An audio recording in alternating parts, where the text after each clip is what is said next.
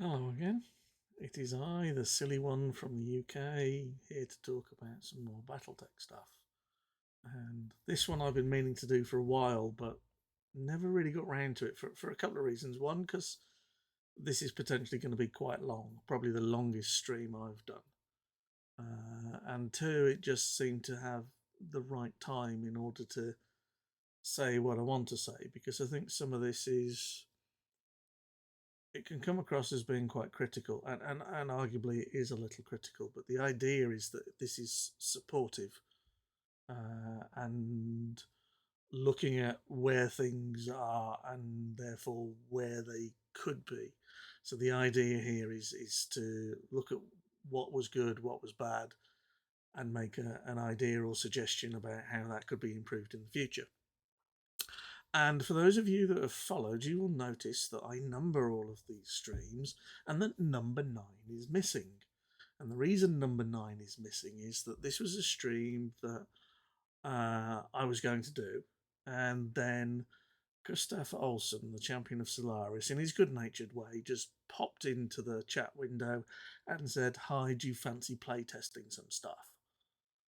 So I never got around to doing it when I was supposed to doing it. And in the end, we spent an hour and a half going at it like it sounds like two heavyweight boxers, but it's more like two flyweights.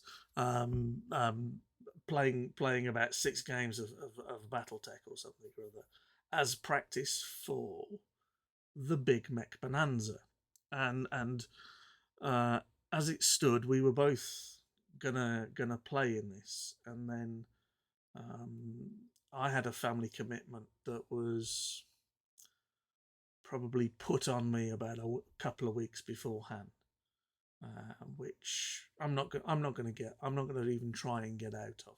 Um, blood is thicker than water, as they say, and there was no way I was gonna play over that. And I think Gus ended up with some um, other things in the way. So I don't think either of us played in the end. But we did do quite a bit of analysis, quite a bit of looking at the tournament structure, and drew a number of conclusions. And I think when we look at it, then we were pretty much in alignment with the conclusions. But as he is not here, um, I'm gonna take all the flack.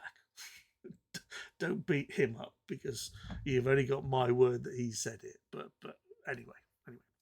So big deck tournament.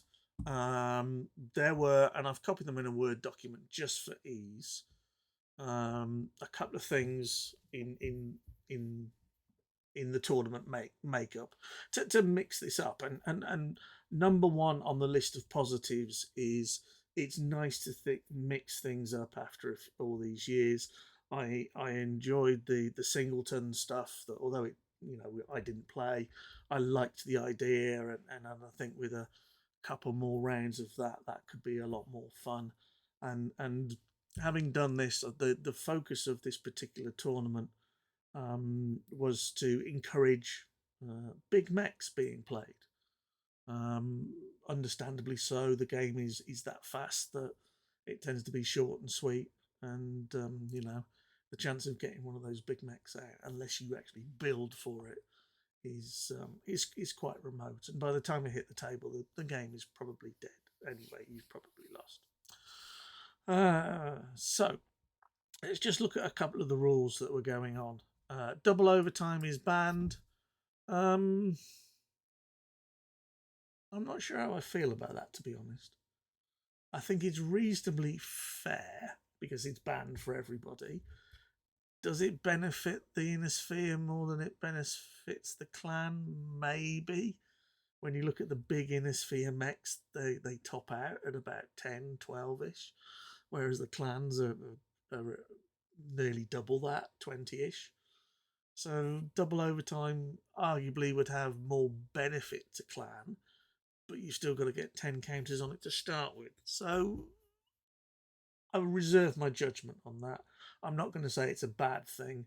It's consistent, so okay, fair enough. Fast units are banned. Okay, I can understand that being the case when you read the next rule, which is you may not have more than 10 units with a cost of less than 6 in your deck, and you must have at least 20 units in your deck. So that's just basically getting rid of the dasher combo or the early phantom combo of killing resources and stuff.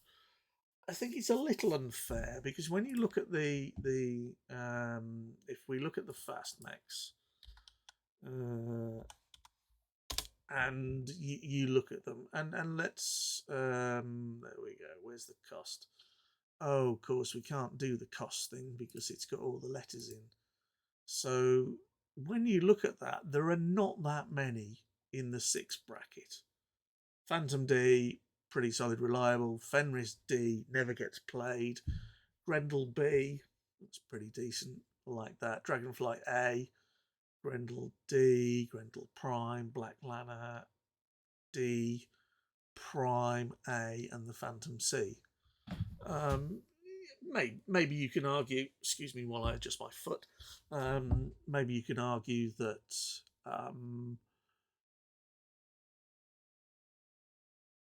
you could you don't see much of those. You know, which of those have you seen in a game? I think Black Lana A is on the cusp of Jade Falcon decks. Yes, it's great, but paying 7 for it's quite a lot. Phantom D is just that little bit too expensive, or more expensive than Phantom A, for your Boom Wolf type stuff. And Dragonfly A tends not to make an appearance in any of the Elemental Ghost Bear decks. So I might just say it was a little bit of a shame that you didn't get to see some of these. But if you're going to ban fast mechs across the board, fine. It's consistent. I think it'd be nice to have a slightly different rule here.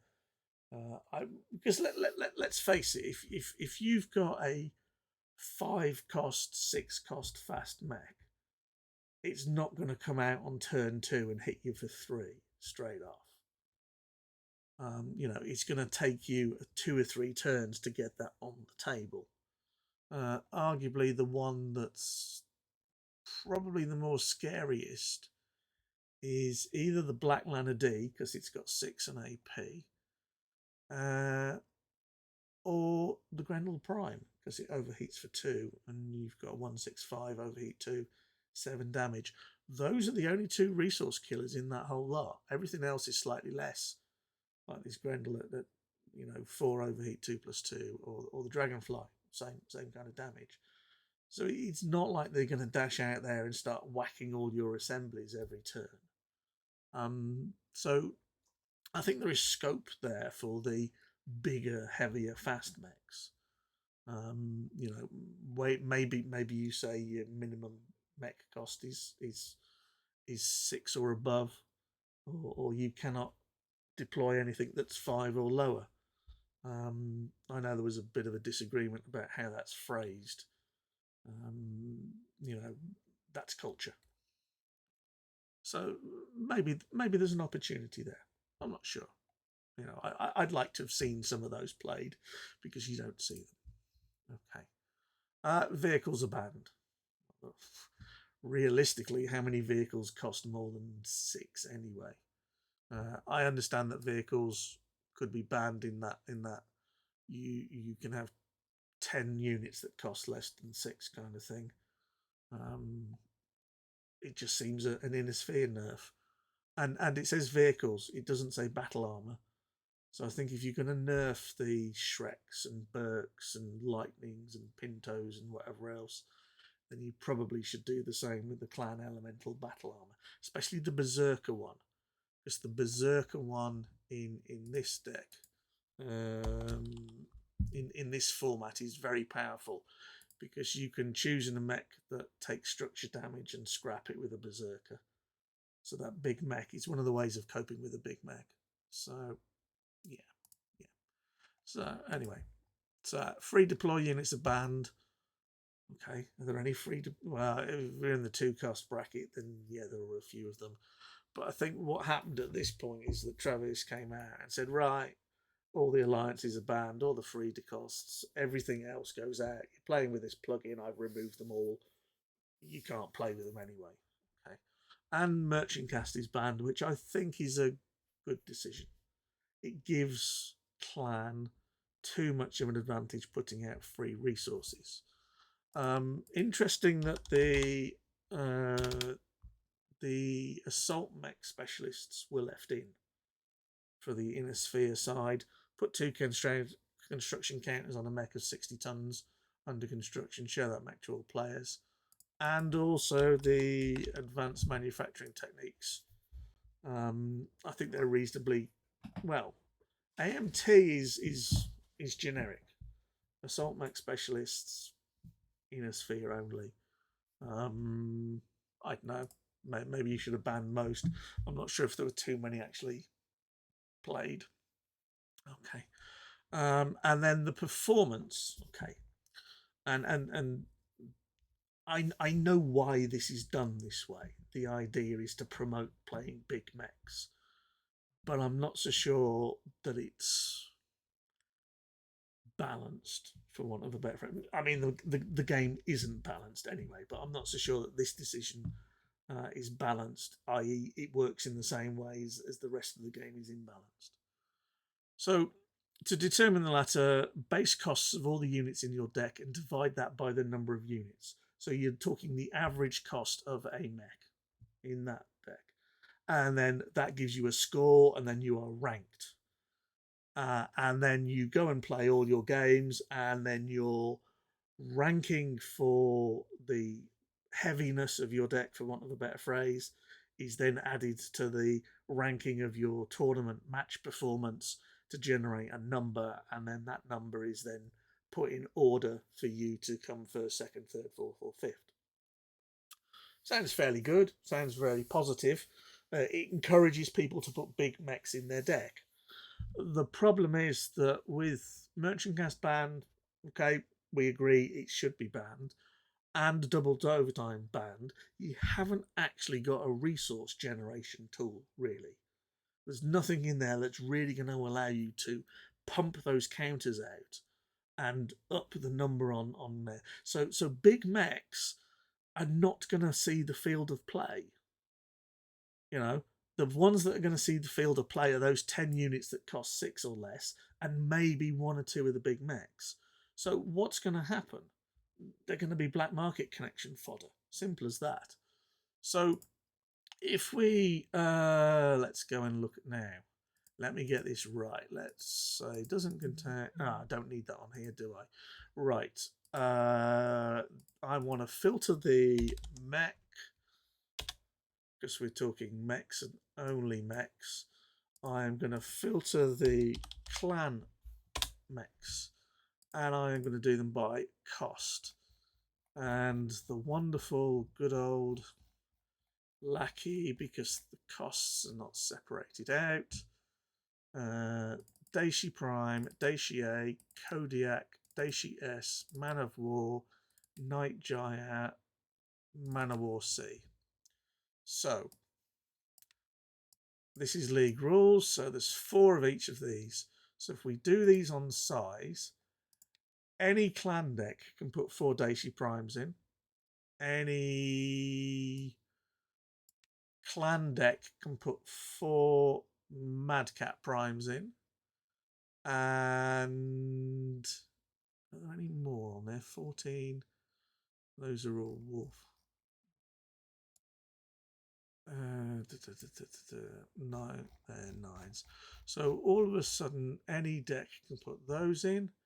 Jade Falcon can put the Night Gyres in. Smoke Jag can put the Daishi S and the Daishi A. So very, very simply, you will see that there are some high cost clan generics that can go in any deck. You're talking 20 mechs, so you're probably talking maybe 12 of these.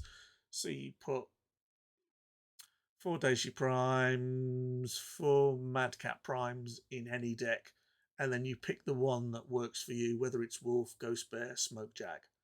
So Wolf picked the Man of War, Jade Falcon picked the Night Giant D, Smoke Jag can pick the Daishi S or A, and the Ghost Bear pick Kodiak in order to up the mech value. So it's this 15 or on the Kodiak, on the Daishi, 15 on the Mad Cat, 17 on the Daishi A, 19 on the Daishi Prime. The buyouts don't count.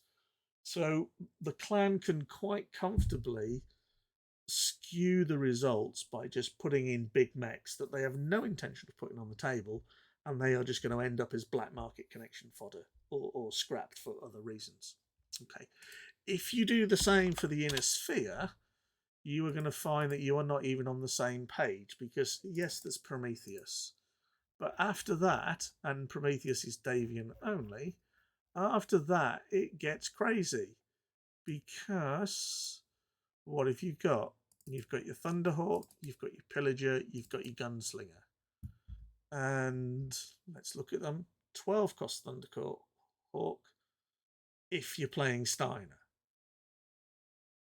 Generic Pillager at 11, Gunslinger at 10 when you're playing Steiner. So probably the equivalent Inner Sphere deck of the and Clan have got all of them. Okay, Steel Viper don't, but they can go with the generic ones because you can use your Mad Cat in order to up that damage. Is going to be, you're going to have to play Steiner, and also the values of 12 and 11 and 10 mean that your overall deck value are going to be greatly reduced.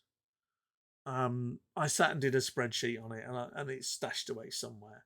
But generally, my feelings were that a clan deck using 8 to 10 mechs of whatever you wanted under 5 and 10 mechs of the choices that we've got here, you are probably going to be able to get an average of around 10 to 14, probably in the 10 to 12 range, quite comfortably. Okay, whereas the inner sphere can only just reach that with the heavy mechs without anything else. So the inner sphere are probably going to end up with an average that's going to be somewhere between 6 and 10, mostly around about 8. So any inner sphere player, when it looks at the deck totals, is probably going to be about 4 points lower than the clan on average for the average cost of the mech. So the average cost of a clan mech, I'm saying, is going to be about 12. The average cost of an inner sphere version is going to be about 8, plus or minus 2 on each of those, probably minus in most cases. And that leaves the inner sphere at a distinct disadvantage. I think, I'm going to say it here now, the conclusion that myself and Gustav, and there was some Michael in there as well, came to is this would have been much better if, instead of looking at the cost of the mech, that you looked at the weight of the mech. So this 100-ton Pillager is the same as this 100-ton Daishi when it comes to drop weight. You know, this Pillager is a 100-tonner. This Thunderhawk is it. These are all, okay, the Man of War not so much. These are all pretty much of equal value. Not looking at the cost of the mech. But when we're talking big mech, you can look at the cost of the raw card, or you can actually look at the weight of it. And I think my general conclusion was that if I was going to run this event, and I would suggest that this would be worth considering, you don't have to do it, but if I was going to run this event, I would run it with a drop weight. And I would say your deck has to have a drop weight of, and I'm just going to pull a number out of the air here and say 1,500 tons. That number is a simple number that I think needs exploring. I think you might even increase that to 16, 17, or even 1,800. But I would start at 1,700 and see what you can do. So your deck must contain mechs that total 1,500 tons or more. Okay? And I think that would generate some interesting combinations. Okay? Whether you go with the 5-6 cost limit or not, I'm not sure. I think I would probably go with your mechs need to cost 5 or more and look at that. And I might change that to 6. So the reason I would say 5 or more is it allows you to run things like your Man of War primes and stuff like that, but it also allows you to run your um, fast mechs that I've talked about. Maybe 5 might be a little much. Maybe you say 5 cost mediums or more and 6 cost fasts or more. Whether that could get a bit too complicated, but I think you could do that. And if you have a drop weight, which is a little more thematic, I must say, if you have a drop weight of that, then it does allow you to mix and match, and you use the cost of the mech as like a high jump in order to get in or not. And I think you would see a lot more in the way of varied units and a lot more interesting strategies. And I also think you would probably end up with a game where you would look at resource deployment in order to put units out instead of some of the mechanisms that people used instead, which was basically to cheat them into play or turn them into black market connection fodder. And I think that might be a way to improve it and actually turn it into a proper big mech bonanza. So, that's the placings and other stuff. So, I've looked at what's gone on, and what I'm going to do now is actually show one or two of the ideas that we came up with.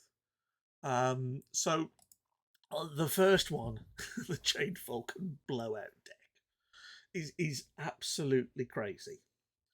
This basically ignores the costs of your Daishis. It doesn't try to do anything clever with them.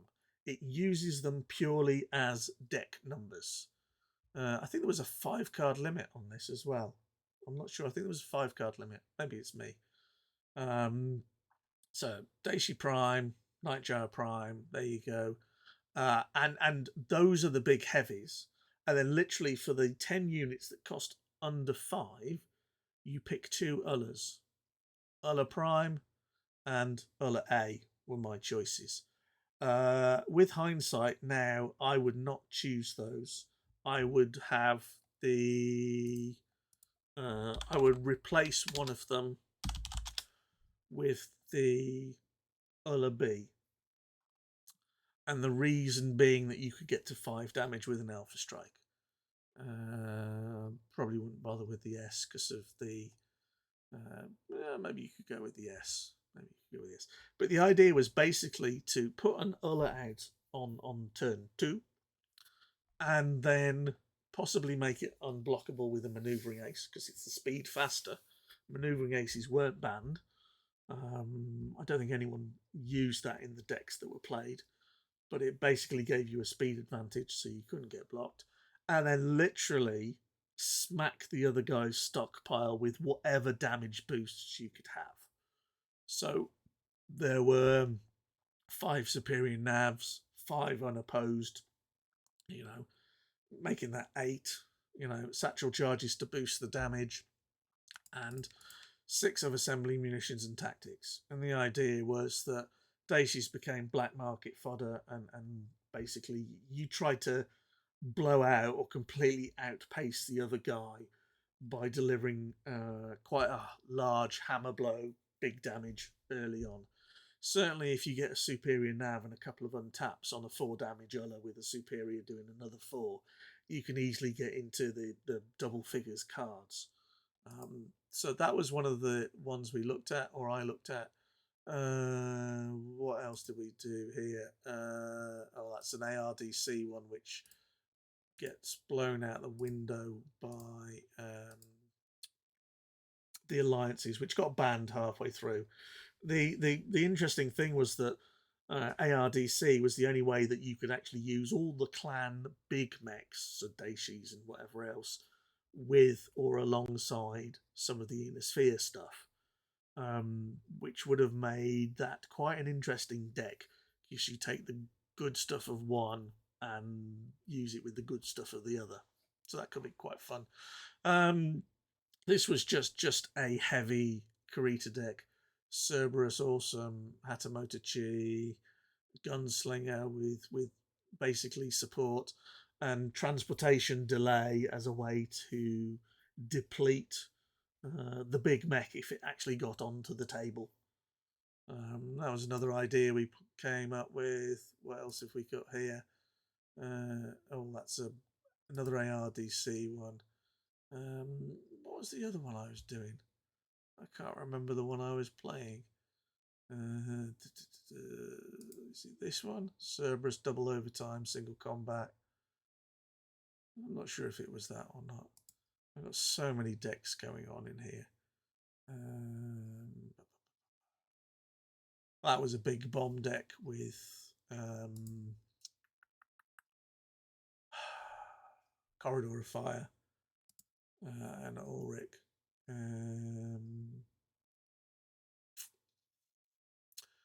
Where's the one I was looking for? That was that bit. Too many things on here. Too many decks. Too many ideas.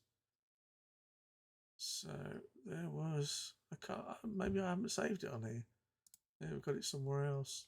No, I've got it somewhere else. So there was a variant of the Ulla deck where I went with Diamond Wheels to cheat your big mech into play. Let's just worth checking on Diamond Wheels. Pay 2 resources and roll a die. Use this ability during your deploy phase 1. Scrap Diamond Wheels. 2 to 5 gave that number of resources. So arguably you're gaining 6. Once this turn, you may activate a card, ignoring its base construction cost. So just to be clear, base, if we look at this crossbow, is 8. It does not ignore the buyout. So if you haven't got tactics in play, you still need to pay 4T. So just so you're aware, Diamond Wheels only ignores the base cost, not the buyouts. So you have to have a look at that as well.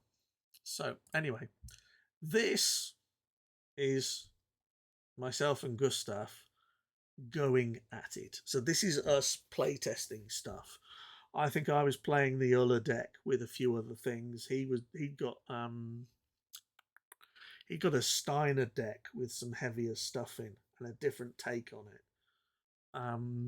And I'm still learning streaming, so I recorded this, but I managed somehow to miss out the input from him. I think it's because he was talking on his phone using Facebook, and we were playing on Lackey, which is a bit overly complicated.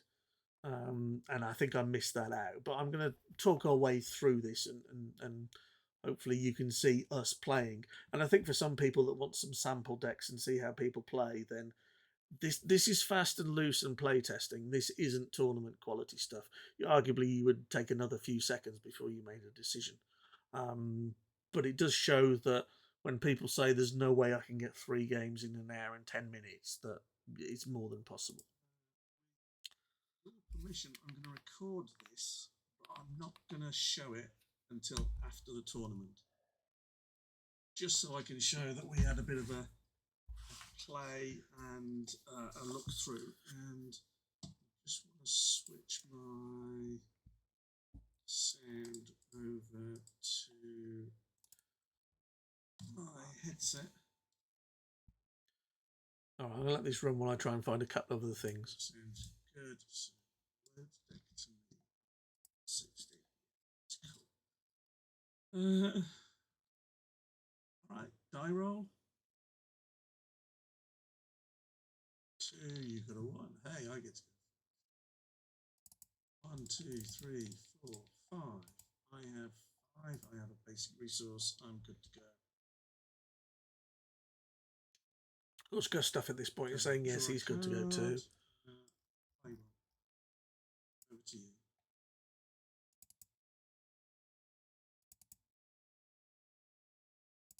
2 munitions. Draw for me, draw for me. Play this. I'm going to go 1 for that, tap that. And as we're playing friendly, the Ulla's coming out at some point. It's got construction. I can't be asked to turn it over. Yeah. This is just fun. So yeah. He agrees, and we, as I said, we're here to find out about our decks and practice against each other and see what works and what doesn't work. So I'm not going to go through all the shenanigans of turning things over when we know the other's going to hit the table. Yeah, strap bomb, nicely deployed, and you'll note that it's a 4-1-2. So this is why I was saying that with hindsight, I'd swap the Ulla out for the Ulla B, because the Ulla B can alpha strike for 2 extra. That's a nice quandary, isn't it? Get 5. Gunslinger on the table. That's the whole point, isn't it? So 1-2 for me. Oh God, do I go for this?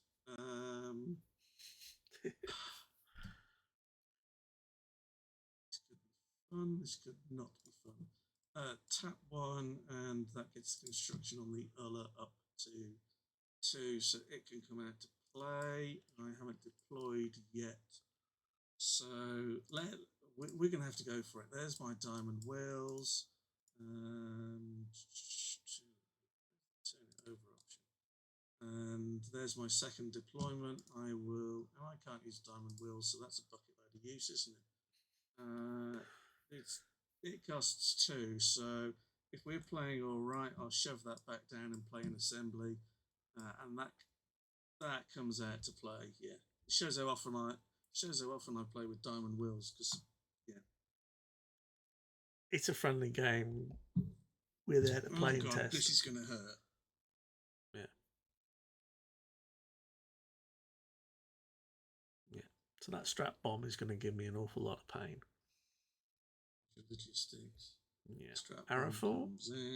Arrow 4. Here we go. One for that, one for the other.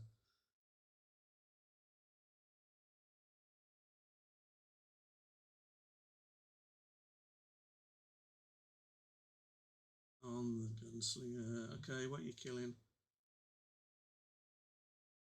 I thought you might. Okay, makes a lot of sense. Right, that your go. Untap, draw, and draw another one. Key. Okay, do I or don't I? Probably not got a lot of choice here, really. But presence here. So,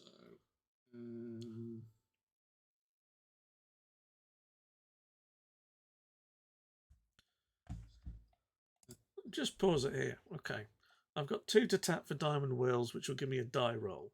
1, it gets scrapped and the game's over effectively. If I get a 2, I can get an Ulla.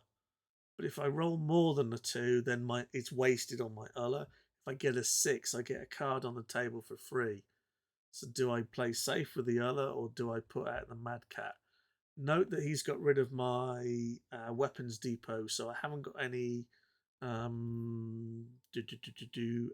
munitions in play, which is going to hurt with the day sheet. The Mad Cat's got a 2L buyout, which I could probably pay next turn. If it's got 15 counters on it, then wow. Yeah. Go for this. So I will turn that over. I will tap both of those to tap diamond wheels. And we'll roll the dice and get a 4. So that gets a number of resources equal to the die roll. So 1, 2, let's do it this way. 3, 4. Right then, where do I go here?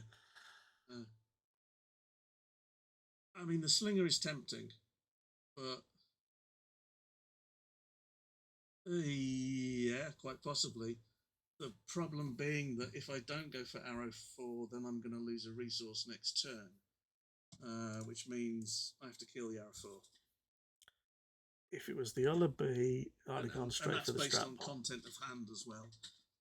As I said, got this recording, so I can probably share it with you, or I can do something with it, and you can see what I'm playing as well. Yes. I would point out that you need a politics for the. Oh, another one. Here we go. Oh, well, at least they're dying. Not my day.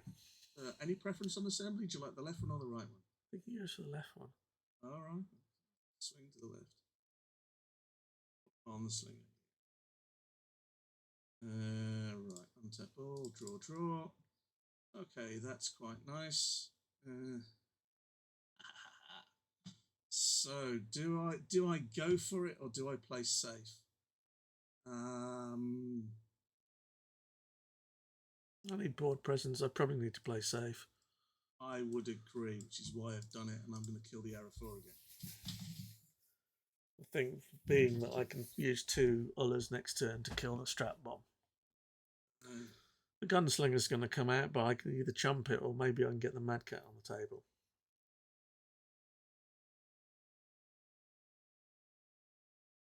Yes.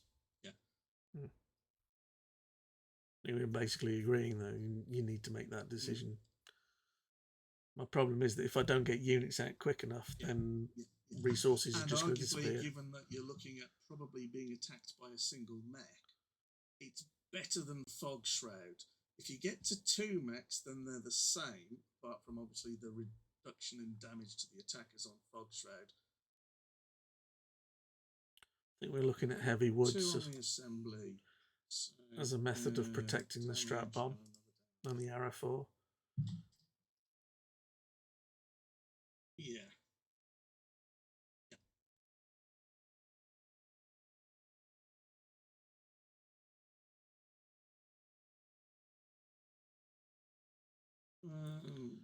Well, we'll have to see, won't we? He's going gunslingers and Cerberuses. Strap bomb on the assembly, which it looks like he's going to die next turn unless I kill it. So.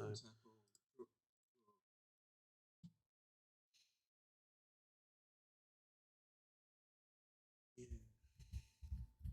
Although my choices here aren't great, so we're going to have to go tap, and good old diamond wheels, and let's see what happens. Whoa, a 6. Oh dear. Oops, sorry. Yeah. You apologise when you get a 6 on diamond wheels.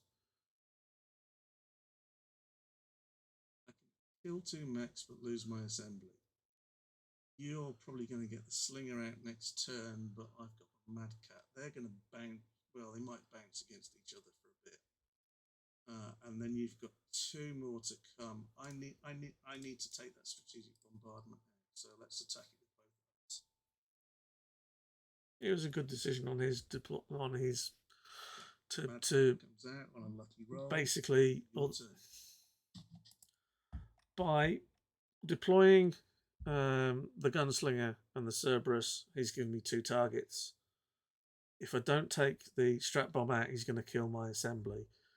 If I take it out, then he's still not wasted his deployments.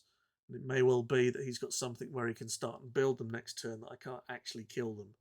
If he can get 2 resources on each of these, I can't kill it with an Uller because it only does 4. You need the extra damage. So it's quite a smart move on his part to actually make those deployments, even though he realises he could well lose them.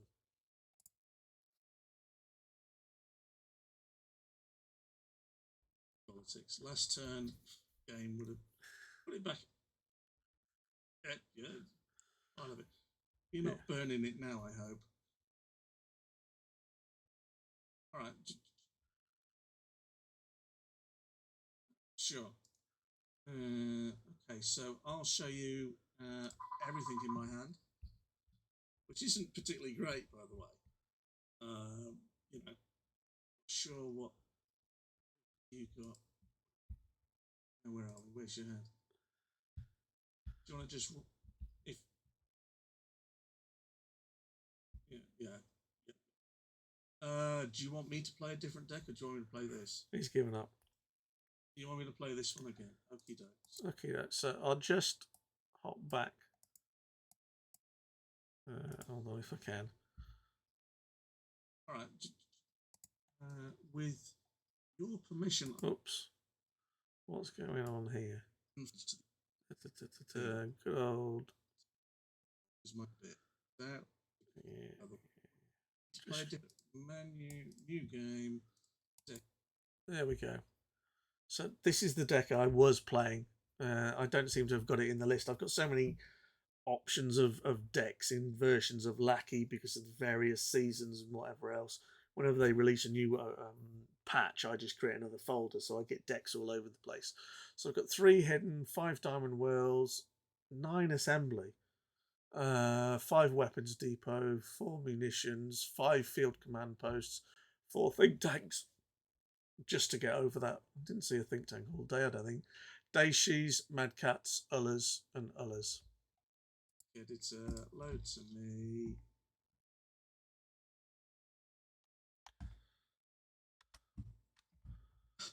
I mean, let's face it, that game probably went on a 1-to-6 roll. If that hadn't have been a 6, then you would have earlier than potentially, yeah. But at that point, if I hadn't rolled a 6, you'd have diamond wheels would have been scrapped, or the counters on it would have, you know, on average you'd have got a 3 or 4. There'd have been 7 counters. You would have probably got the other gunslinger out and left that one with 8 on it.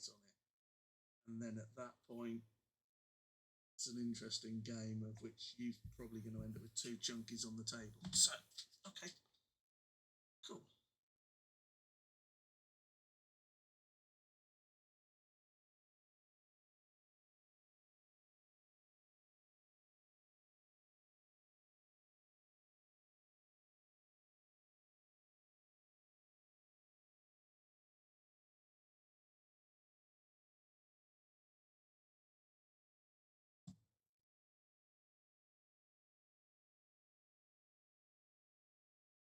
It is running. We were probably just having a good old chat about something or other.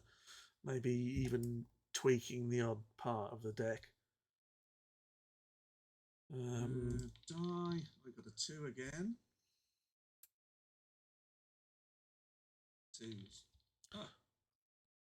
Right. I got another 2. I've rolled 3.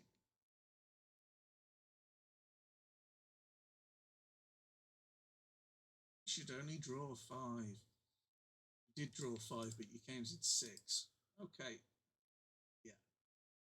So you drew 6. Yeah, sure.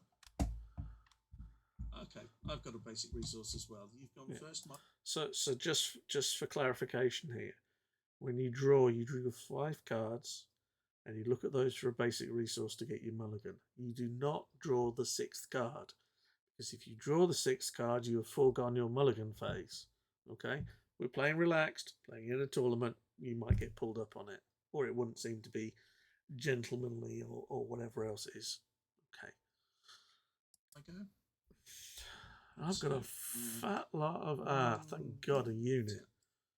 Counter on that. And again, I'll throw it out there deployed, which I can.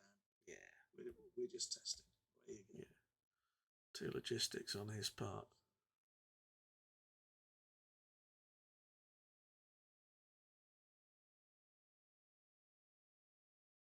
Yeah, sure. Top 4 show to yourself. Choose 2. Go. Cerberus Financial, Arrow 4, and the Annihilator.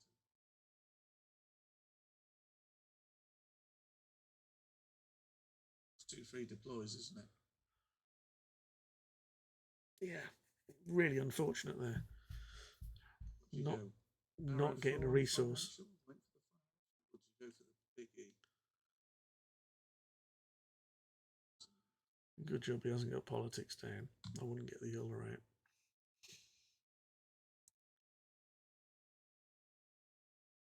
Again, us talking about what deployed, you might as well just drag him on the table. Yeah. We're talking about what is his best move, even if it is to my detriment. And again, that's one of the good things about practice testing and play testing.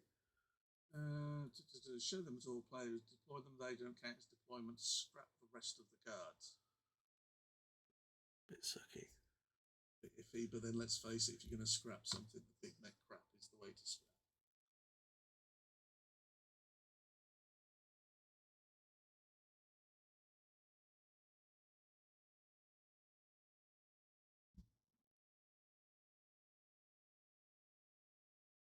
This is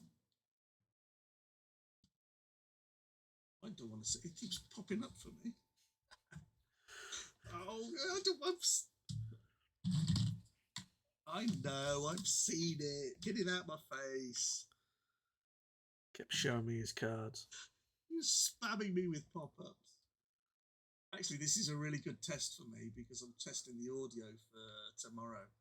So I think it means I've got the audio set up right, which is cool. He says not recording any of his Cozzy's voice. Hold on, it's your turn. You played logistics and the secret build-up, didn't you? That's your turn. Yeah. Right. Untap. Draw a card. Draw another card. Oh God, where do I go here? I go with munitions, assembly, all around. I go with 1, and I tap that to finish and then I go with 1 for Diamond Wells. The other comes out to play over to you. He doesn't know I haven't got anything to use Diamond Wells on. It's a nice bluff.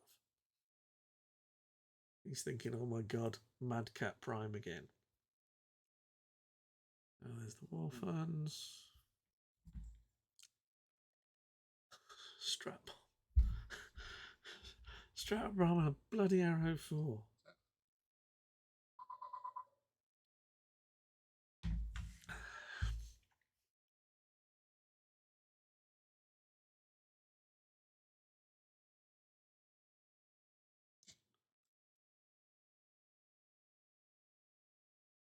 Yeah, arrow 4's not made it to the table yet.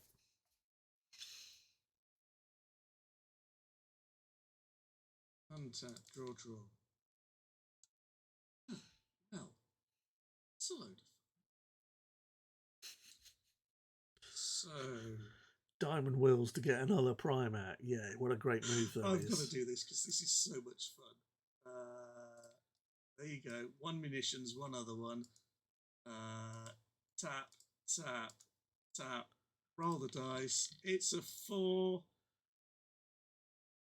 No, it's not, because it's actually an Ulla. You thought it was Mad Cat again. Yeah, me trolling him. Oh, I had to. Kill the arrow 4. Yeah. If I don't, I'm gonna lose. I'm gonna lose a resource next turn anyway. If I don't kill it, I'm gonna lose another one the following turn. Yeah. Yeah. You'll not Sorry, hear. You'll not know. Sure what the. Does it say on Secret Build? Show them to all players and deploy them so you could put them face down. To 50-50. To be honest, if I'd got a unit with counters on, then I would have preferred financial collapse. Yeah. Your go, sir. Yeah.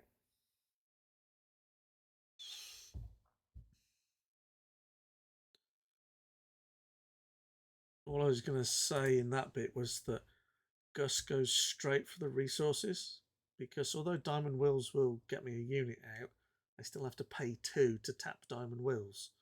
So it doesn't matter. I mean, he could go for Diamond Wills, because Diamond Wills, when you look at it, has got the resource keyword on it. He could try and destroy it, but it's better to kill the resources and slow me down. And on a 1 in 6, it's going to get me something. So playing the percentages, not killing Diamond Wills is the correct play. Going for probably assembly, in this case, because there are 2 munitions on the table, again, the correct play. What have we got now? An Annihilator coming out. Okay, thank you. My go. Draw a card, draw another card.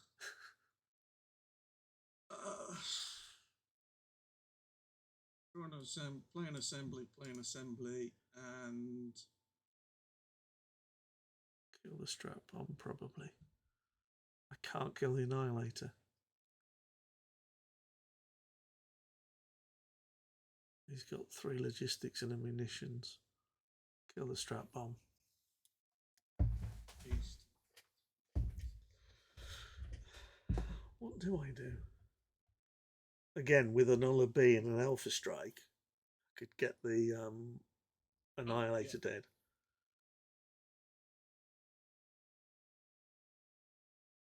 Or you could totally agree. And to be honest, there are so many holes in this tournament, and we've talked about a number of them that I think the way this tournament should have been run is that you should have a dropship weight of so many tons or more, and that way you can't just put 32 cost 30 tonners on the table.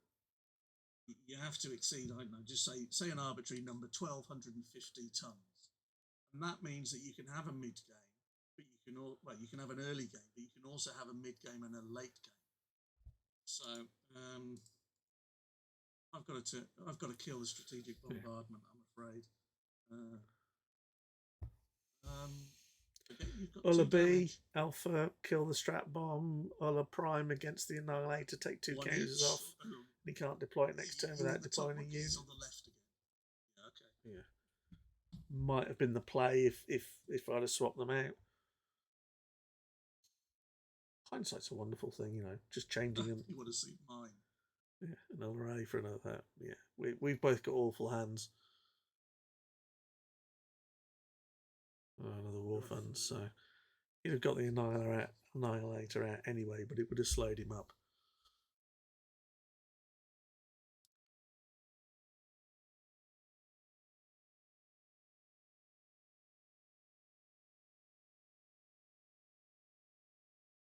Okay, that comes out to play.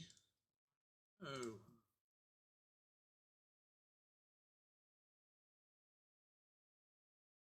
That's better.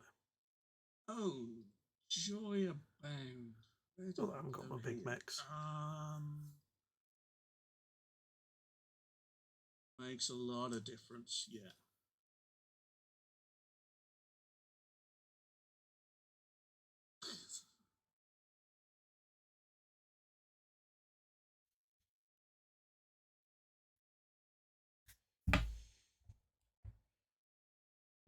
The problem is the Ulla does 4, the bombardment is a 4-1, so it survives.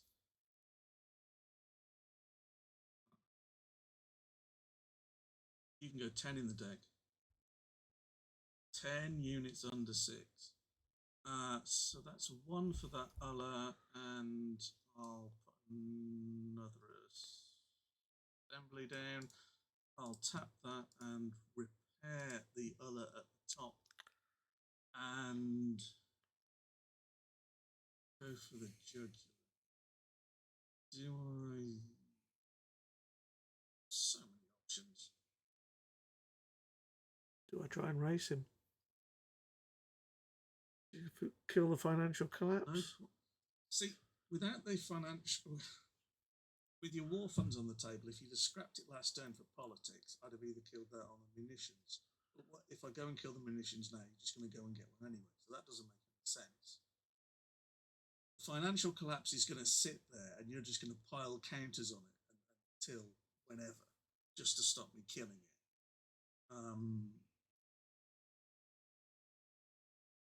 Although its scrap was revealed, one attack should kill it. Yeah. And obviously, if we were playing normally, that would be turned over and no one would know what to go for. So you'd probably attack it with both others to kill it.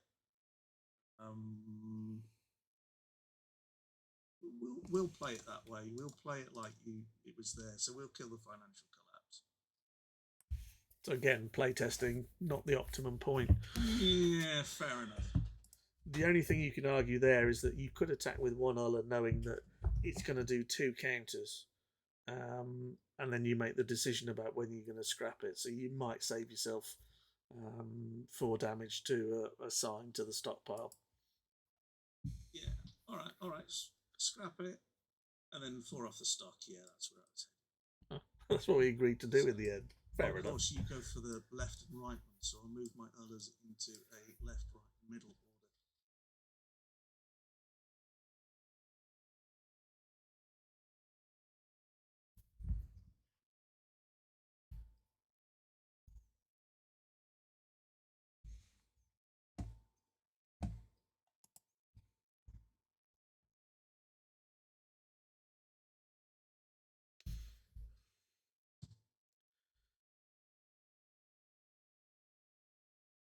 So what's he going to go with the Annihilator? Is he going to guard? Oh, more resources. Sounds like he's drawing most of them.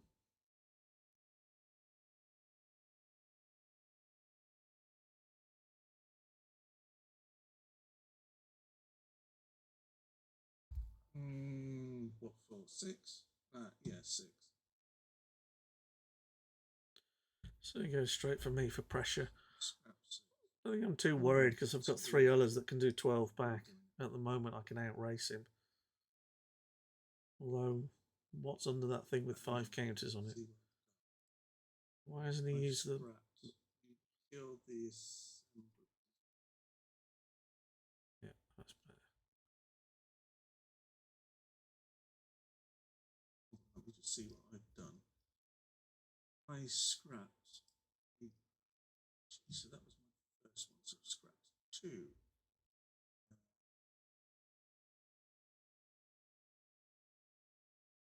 3. 3. 6. 2.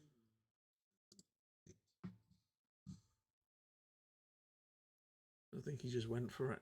Or did he use the... I think he used the Travis rule to untap the... Sorry, undeplete, repair the Annihilator at the end of your turn. I'm not drawing much in the way of mechs to play with, am I? How am I doing? Repair that. Oh, yeah, quite.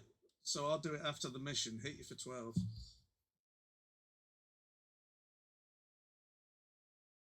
So at this point, I'm on 35 cards and he's on 25. I have a 10 card advantage. He can reply with the Annihilator, getting that back down to 4 difference if he wants. But I've got more than enough damage to outrace him. Probably I actually did a bit of an analysis the other day. I was looking at the cost of the unit versus the damage it produces. So Ullers are pretty good because you pay 2 for them and you get 4. So the cost ratio is 2 to 1. It's quite nice. I bet you can't guess what the most efficient card is in the normal game, or either in a sphere or clan. Okay, so we'll do this here and now. Okay, you look at the cost of the unit. You look at the damage it gets out. What's the best damage you get for the least cost, ratioed wise? So our Ulla is a 2 cost. It does 4 damage. It has a ratio of 2 damage to 1 resource. What's the best in the game? Okay, I'll let you have a think about that before I reveal the answer. Hey, I bet you didn't think you were going to get a free quiz in the middle of this game. Let's face it, you're paying the initial Night Sky you're paying 2 for, and you get a 2 attack. Hold on. Okay, right, all right. Whoa, let me explain. So if you look at my Ulla A, it's 2, 1A, 1M. The analysis gets crazy when you start adding asset buyouts in all over the place, so I didn't. All I looked at was the cost of the unit versus the damage it does. And then I put in some factors. So I put in half damage for AP, because you probably only going to use it half the time, because half of them are battles and half against targets. The overheat I put as, I think it was about all the time. Alpha I put 1 in 3, because you Alpha strike normally, then you undeplete, and then you untap, so you only get to use it every 3rd turn. So I kind of weighted some of the options a bit. Missiles I put at 1 extra damage. So yeah, so it'd be interesting to see what you think the most cost efficient. So what do you get the most bang for the least buck card is? 1 for Innisphere and 1 for Clan. I bet you're all excited. Have you worked it out? Innisphere. It's not efficient. Undercosted is not efficient. And as I said, 1 for Clan and 1 for Sphere. Oh, this is going to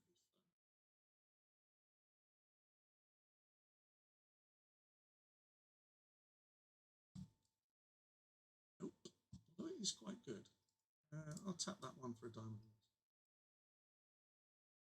Double diamond So wheels? I'll tap that one first and roll a die and get 4.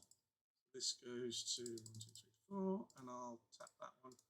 You tap a couple of assemblies and a couple to get another die roll and another 4. So what goes on now? You're guarding the stock with the Annihilator. I should have tapped the other two. There's an assembly and munitions there which would bump that Mad Cat up. Yeah. I'm not convinced that's fair. You know, as much as I'm a generous guy, 2 for 1 isn't on my radar. Oh.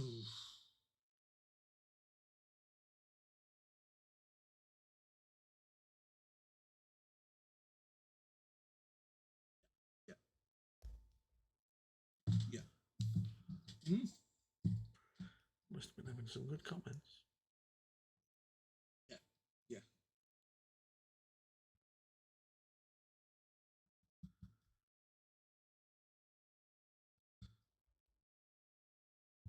You'll go. No? No? No? I'm going to take a world of pain coming backwards. So. Still can't believe I shouldn't have put 2 more on that Mad Cat.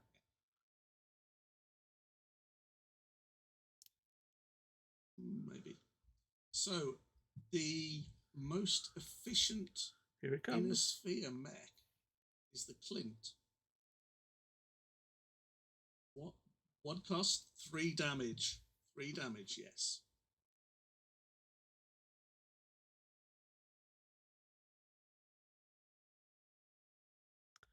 Can you guess the clan? The clan? Do you want to hazard a guess? Full moon. 1 3T does 4, but also because it's 043 AP, but also gets +1 or gives +1 to every other battle armor in the group.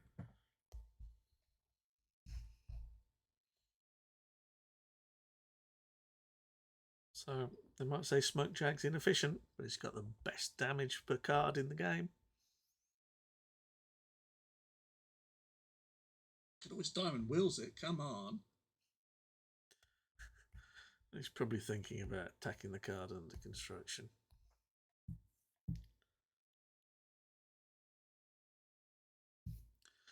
Thing is, you can always put something down there to distract him, like an assembly, and put counters on it. But as soon as you roll, and you'll roll a 6 next turn, and as soon as you roll the 6, then there's no way that you can get away with it because you activate a 0 cost card with 6 counters on it for free. 1, 2, 3, 4, 5, 6. Are you going for another 6 or another 8? 1, 2, 3, 4, 5, 6. Okay. So he's on 20, I'm on 17 stockpile wise. Okay, I'm down to 9 now. Hit me with the Cerberus.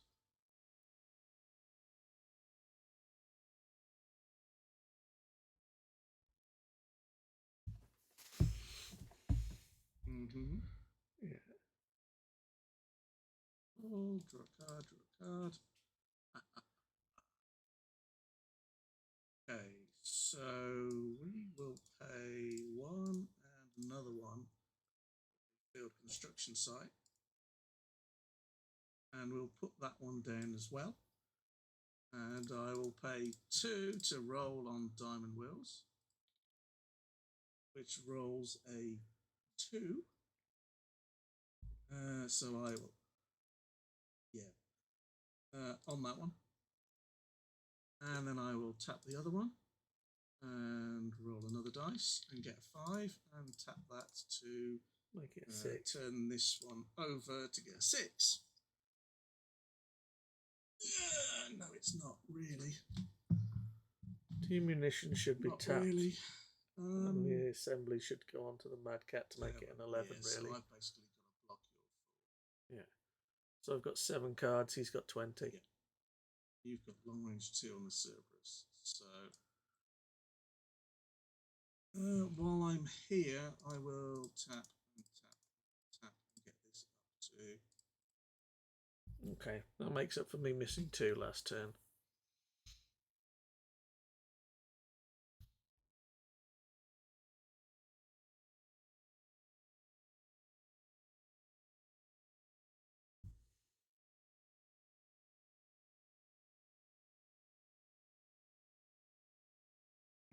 Nice.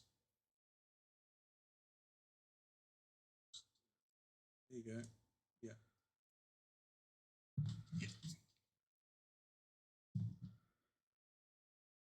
I think he financial collapsed it. I think this is going to be game over, but we'll block with the other 4 to you. I die, you take 1 structure. Same deal.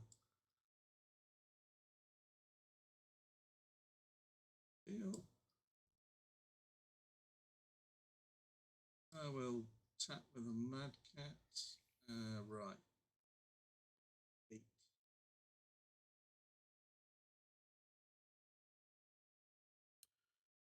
It does if I overheat, it dies. So I just assign the missiles to it if I'm smart. And 2 missiles. Damage less an anti-missile, which is another 1. So you do 8 to me, so this goes to 6. That's why I didn't overheat. You'd be dead. You'd be dead too. It would just be a twisted mass of metal. No, the whole point is I get to draw some really crap cards again, and I'll put another diamond wheels out and another field construction site. Oh no no no no no no no no! He's asking me if I'm giving up. The interesting thing here is that he has 18 cards in the stockpile. So if I can get the right amount of missile damage, I can actually mean that when he draws next turn, he dies. There is options here. I can win this game. Just basic Yes, maths. I can. He's not convinced. No, not at all. Not at all. Repair 1 damage on here. Okay. I can attack your stockpile for 7. Overheat for 3, which is 10, and assign 2 missiles to the stockpile. 2 6. If I roll 2 3s, you draw and die. Yeah. 4 and a 4. Wrong numbers. And of course, field construction site only adds 1 to the roll. Takes another, they were 2s out of 1. Yeah. What did I do? 10. 10.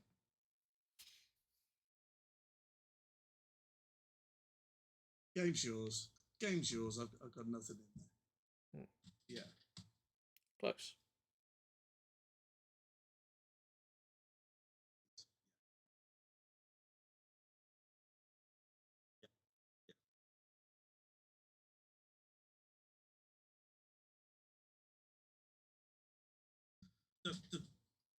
I drew nothing in the middle after the 3 others. I did not draw a day sheet. I did not draw a day sheet. I did not draw a Mad Cat. I was just throwing resources. I mean, come on, I've got 3 diamond wheels on the table and nothing to use them on. Yeah. All the big stuff's in the scrap heap. And as it stands, I'm not sure if there's a BMC in the deck or not.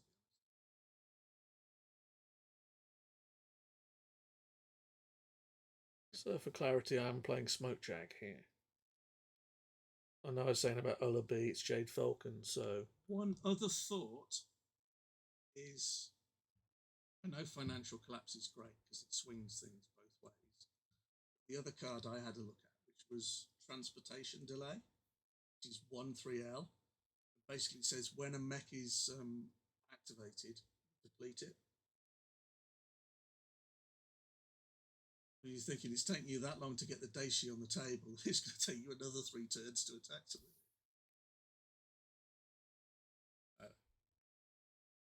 Yeah, Ullaby, Jade Falcon, drop the Daciers, play no, Yeah. not the Kodiak, Nightjar D.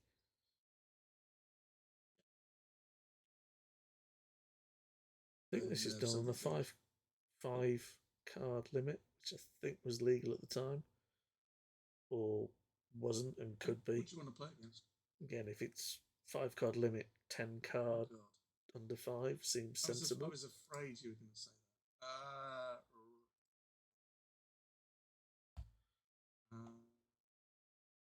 And these are all the decks that are on the other one.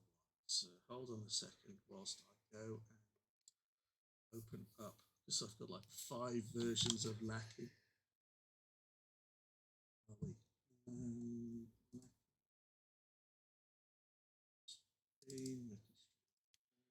Really must remember to find something else to cover that desktop.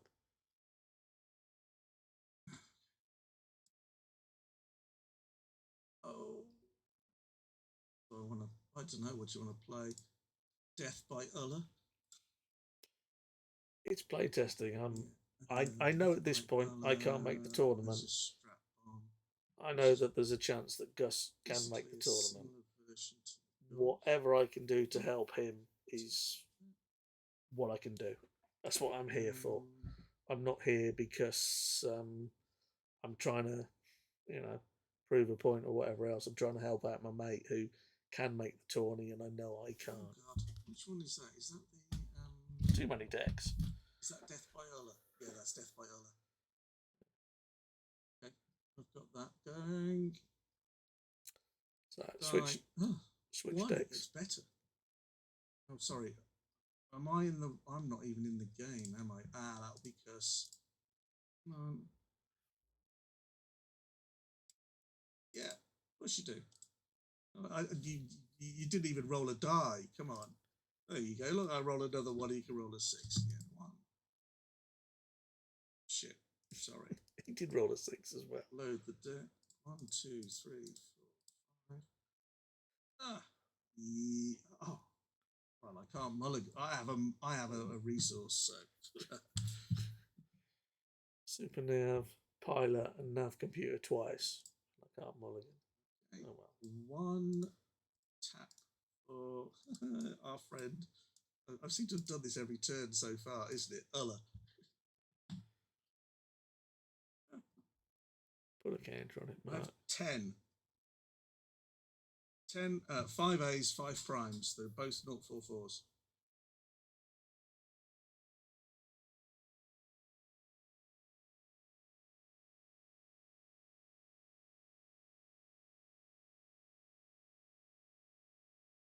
Two.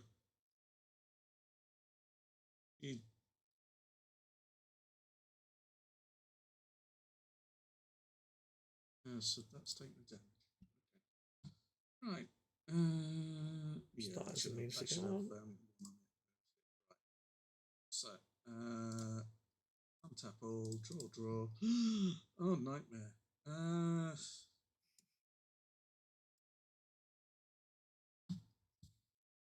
Yeah, I know that feeling. I think we've both got awful hands. Yeah. Oh, nothing like a good resource screw. Yeah, I'm done. No?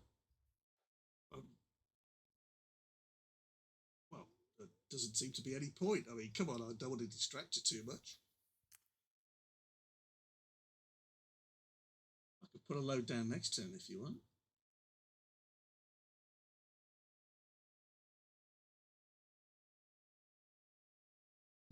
Okay, so where are we? Scrap a card. I quite. It's gone as well. And this draw will probably be the end of it. No resources. Shame the nav computer hasn't got to draw a card on it. Yeah, I screwed up then. I should have played a card last turn, which meant that the munitions that you've just scrapped I would have drawn. The Ulla would have come out. So, game's yours. I've got nothing to play resource-wise, but whilst we're here, the scrap heap had a munitions in it. So if I'd have played a targeting computer on there, which I can do, oh no, it wouldn't. It would have given me another deployment, so it wouldn't have worked anyway. I thought it would give me a Game draw. yours. Yeah. Simple as that. I will happily give that another go because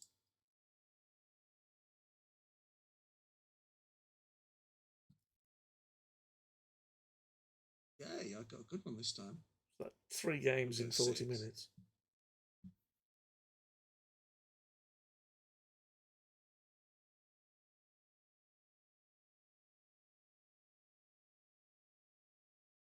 Of course, my really good roll doesn't work. We both got a 5. 4 and a 2. Yeah, I get to go first. Draw 1, 2, 3, 4, 5. And I'm mulliganing on that, mate. I'm going to shuffle that. Draw 1, 2, 3, 4. Am I going first or are you going first? I'm going first, aren't I? There you go. There's our tactics. We haven't seen the tactics today. No, man. 1 basic resource again.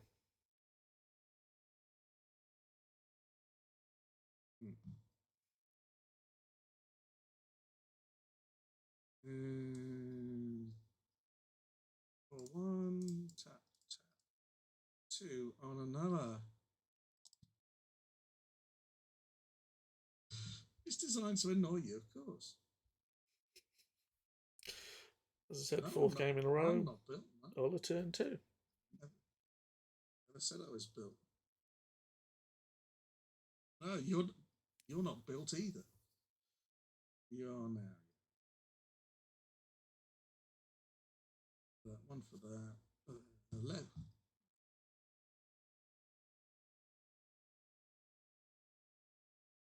Joke. Draw. And we.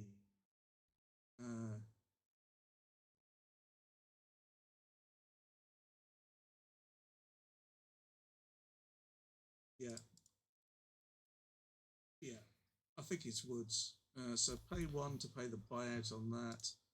Tap the assembly to. Come on. What's going on here?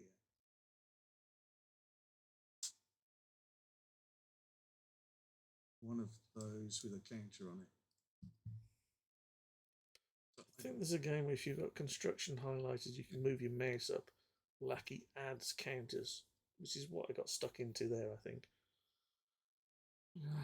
Arrow for the assembly, I think. Oh, hidden reserves, draw 3, come on. Anything good?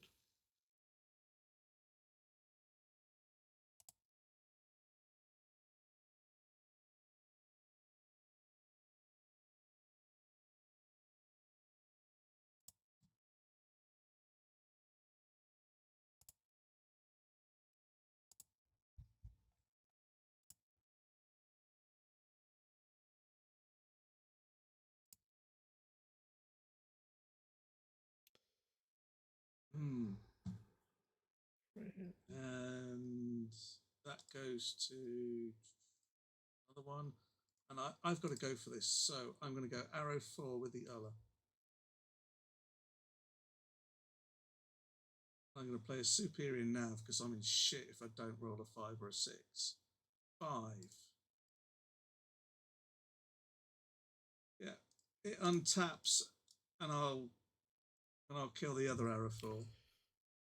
Okay, 1 in 3 chance I got lucky. Come on, it's only play testing. If that was the final, you would be a heap on the floor at this point. Damage was irrelevant. The arrow 4s are just going to eat my supports. Hopefully the hope is I'll draw 1 in a minute and can play it.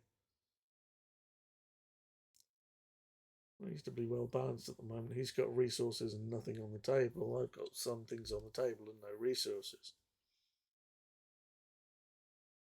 Although I have got 2 unopposed and a tactic, so I could hit him for 16 next turn. Which would... Currently I'm 5 cards ahead because he's hidden reserved.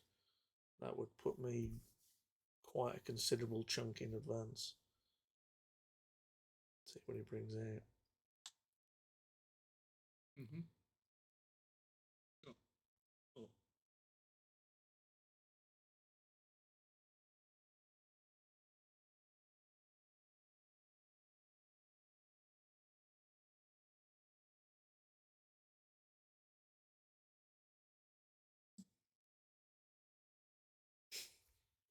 There you go.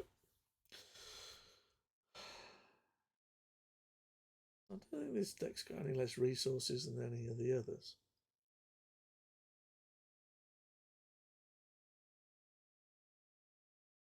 I can kill it.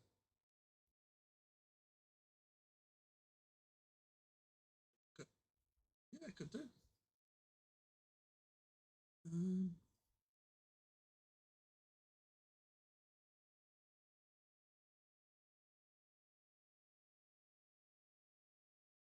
so we'll put a manoeuvre in ASAP just because of the sheer bloody hell of it. And we'll. It does indeed. No. No, it's not. 4 for an Ola. We'll hit the CUC. Should I hit CUC or not? 4 counters. And reveal it. See what it is.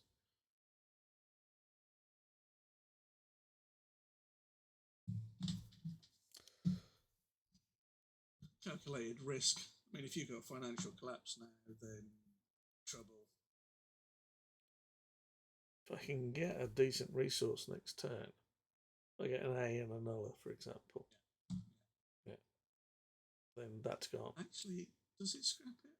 It removes all the counters. I really wish there was a clear button on the menu.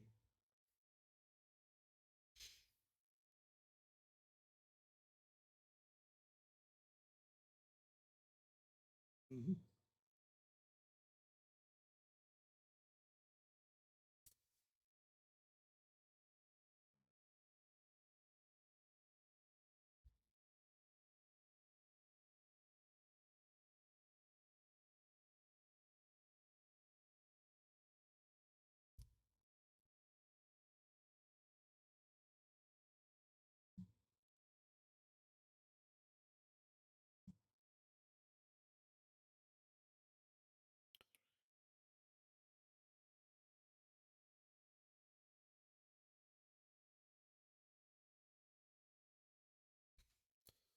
Collapse.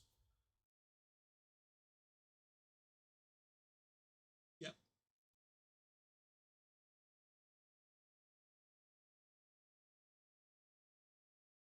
Yep. Yep. So 1 for the financial collapse puts 3. 1, 2, 3, 4 gets you to 7. Yep. And scrapping the war funds for logistics gets you to 8. I'm chilled.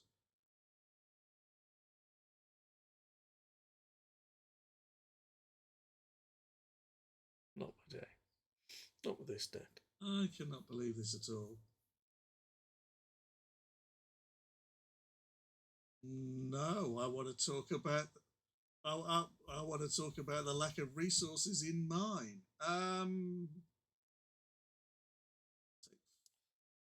Poor Ola, he's sat there trying to work out what his life is supposed to be. So nearly made it out of the hangar. Fine. And then it didn't. I think we're going to have to go and do this. Take 8 to the stockpile.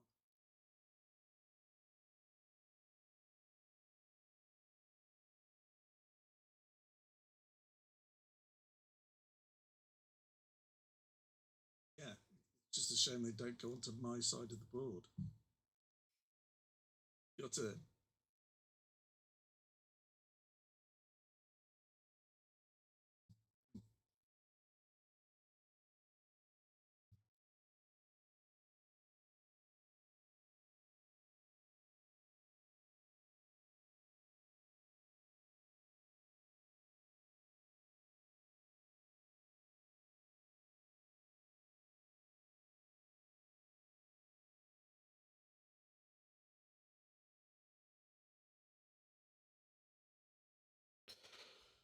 Cerberus comes out.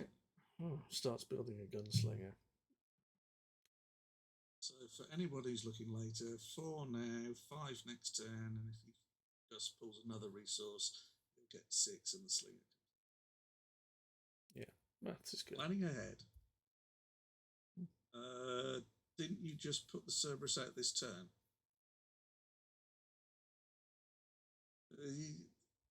I was going to say, Dash Cerberus is a funky deck, yes. Untap all. Aha, lovely. Another tactics. Tap and tap gets me 2. Hey, 3. No, not damage, you idiot.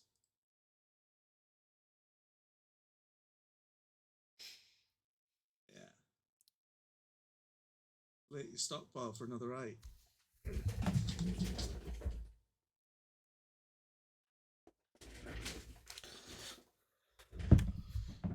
So currently I'm 20 ahead on stockpile. Some munitions and logistics. I could have been a further 8 down, but done an 8 more because slowing the Cerberus up versus doing 8 to the stockpile. So I suspect we'll get a financial collapse in a minute. That poor Ulla will just be sat there thinking, why doesn't someone press the green button so I can get out of here? I think I probably shouldn't position it slightly lower in the future, but then 2 pillagers.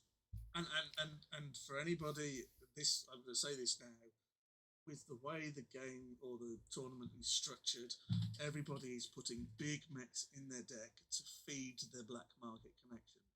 There's no way you are banking on getting all 5 pillagers on the table. You're probably banking on a Cerberus and a gunslinger and everything else going back to the scrap heap in order to recycle cards.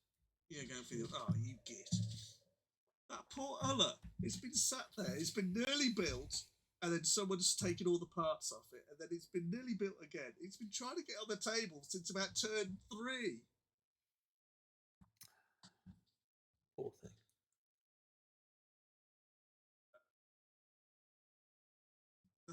Which tactics?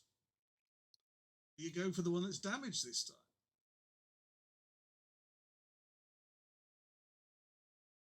Yeah, make your mind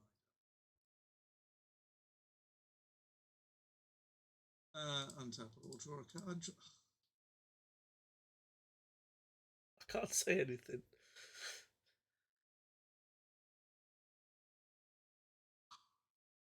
Yeah, I think I should probably capitulate at this. I know he's really fast. I can't take it out of the black market unless I've got a mission. Take 4. Take 4. Okay. 41 to 17. But they were all mine. They should have been on my side of the table. I think we're talking about resources somehow. Oh, that's the general idea, isn't it?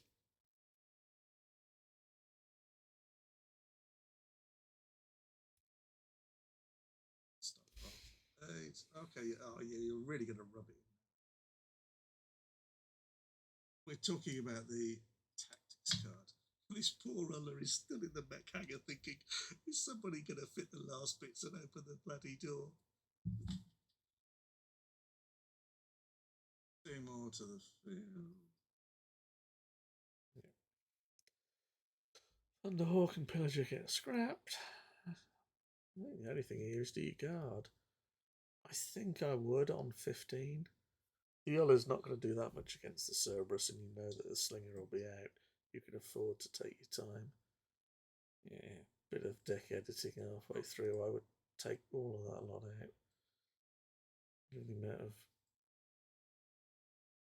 resources I've got. Just for a bit of reliability.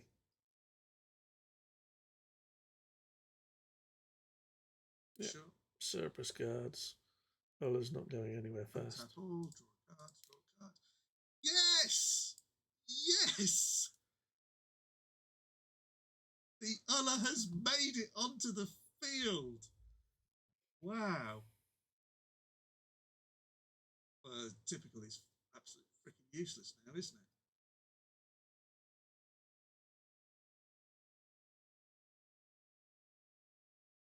Come on then.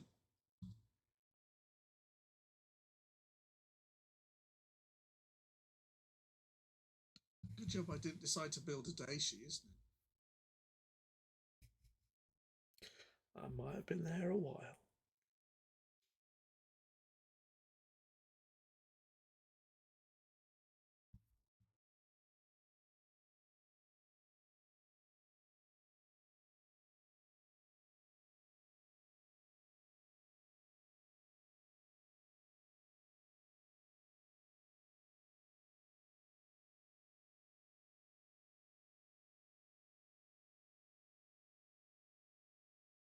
Mm-hmm.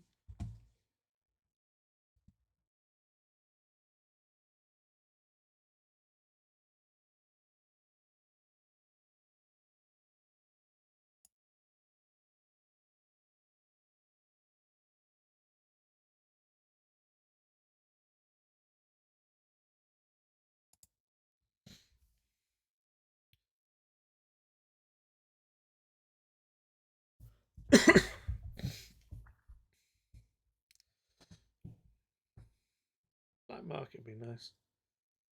Put a superior nav. I can afford to wait a turn or two. Maybe get an assembly. Oh, 3 strategic bombardments. Bang, bang, bang.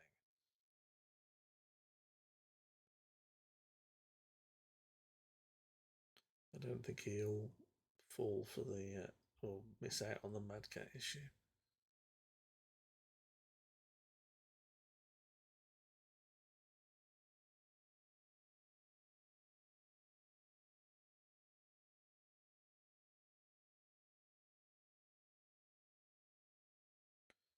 Pressure on the stockpile. No, goes to the resource. Fair enough.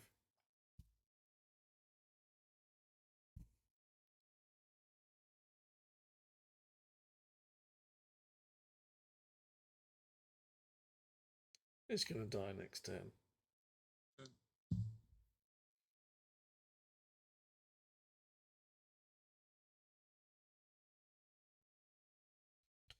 10 to 11. And at this point, you should be careful because if I draw a BMC, I can suit Nav or unopposed, and he can't kill me in 2 turns. He probably needs to guard with both.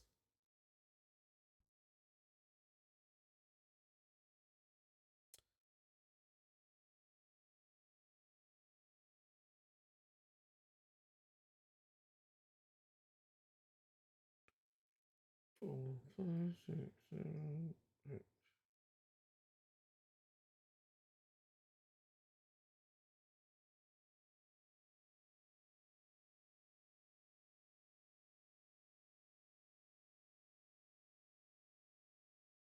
Two of those. Drop the resource.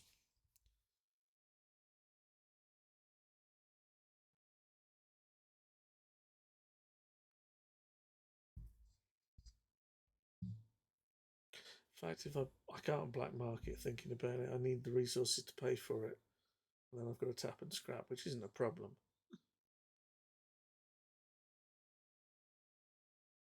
I just need to draw the right mission. He restocks, so he's down to 12.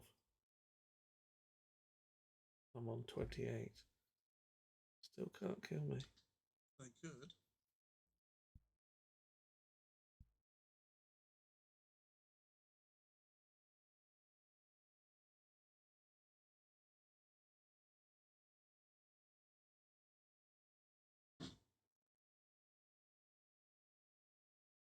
Nav compute reveal, maybe.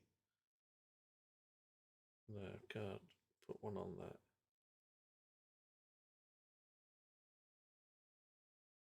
So he can kill the munitions, but he'll have to attack with a gunslinger to kill the mech. I'm not going to block, obviously. My hope at the moment is if I don't block, then I can get one through. The only thing that's stopping me winning the game is an A mission that I need. By putting the card of construction down, he'll have to attack it with the gunslinger, which gives me longer, gives me another turn or two. I'm probably 3 turns off losing. 2 turns, yeah, 3 turns off losing. Got a mission. Slinger this turn, Thunderhawk comes out, enough to kill me next. Maybe 2. Same reasons for strap army.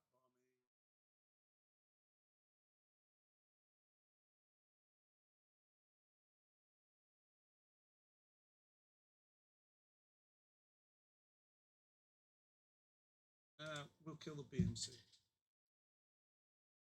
Okay. Probably should have done it last turn, but still. He does have 7 cards in his hand, so the likelihood is there's some junk in there to come out.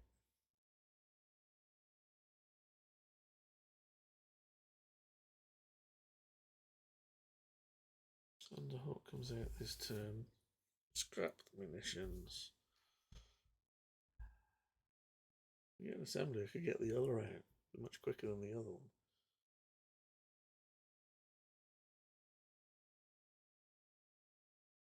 There are 3 superior navs, 2 unopposed, I believe, left.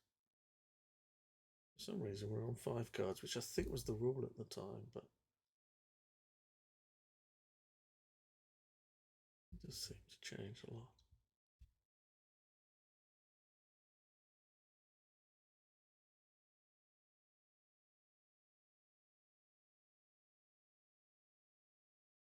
So, did it get big mechs into play? Not unless you fooled them in with diamond worlds or field construction site, or arguably use some of the other tools. There are 3 decks that I'm famous for kind of devising the little long lost Daishi where you use lost Mech something or other to bring it back. The Dash Daishi, which uses only Mech Pod Cache, and the loose cannon Daishi. Only the Mech Pod. Actually, the loose cannon deck uses the Daishi to do damage. Yay. Okay. I've won. Attacking stockpile. He's not going to expect this. With the Cerberus? Oh, it's messy and horrible. Everything dies on my side. You take 4.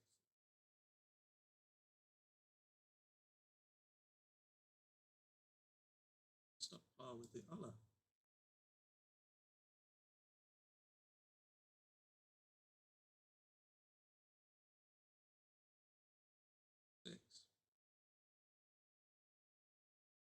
Wait. I have initiative from the maneuver. I can't count. I also have a set. Should have played satchel charges. Yep. 1 initiative. So I can play superior. Yeah, I know, I haven't finished yet, okay? Just chill. So untap, and away we go again for another 4, and I'll play satchel charges and roll a dice and roll a 3, which means Mech gets +2 attack for each card you scrap. So I'll get rid of a Daishi and a Daishi and a Daishi and do another 6. Should have played the satchel charges, not superior now. 4, 8, 12, 18. Over 2 missions. Right. Yeah. So although I had no resources, just holding out for the right mission. Should have guarded with the slinger. Yeah. 2 mechs, 2 guards. And then there's no way with attacking in superior nav into that it worked. I mean, okay. I have drawn half of my cards, yeah, and I have 1, 2, 3, 4, 5, 6 resources, 7, 8, 9, 10, 11, of which you killed most of them. I think I went.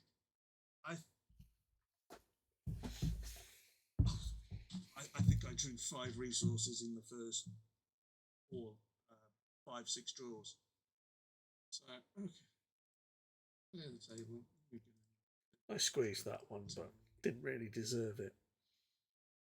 But it just goes to show, you can't take anything for granted. Probably got time for 1 more.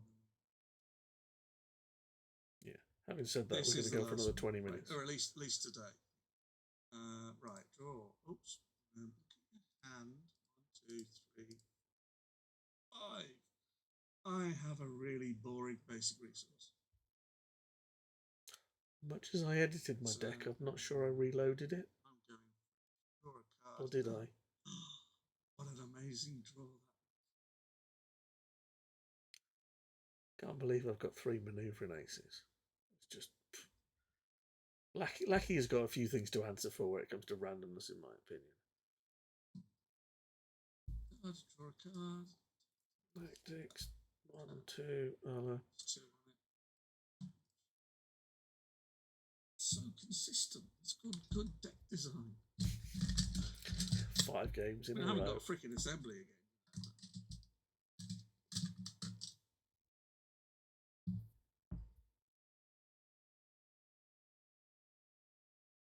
Strap bomb again.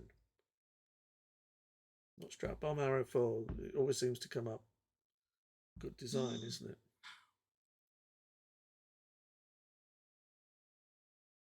What is going on with us? For some reason. So, first deployment. There's a tactics card. We'll tap that to get our Ulla to 3. And we'll stick a manoeuvring ace on it as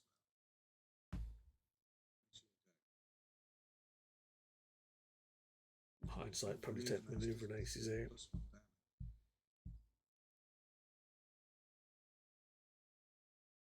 Does give the Ullas a little bit of a speed advantage, which means that they can't be blocked by mediums, because they are quite frail. I always seem to get the good start with that.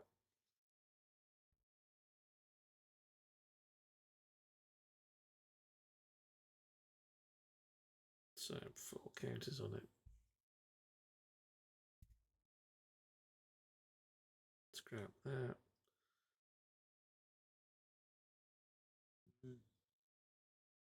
Let's have a look. Manoeuvring ace plays a... Yes, you did. Let's draw first. Me? Draw and draw. Of course, now I've got assembly, I haven't got another.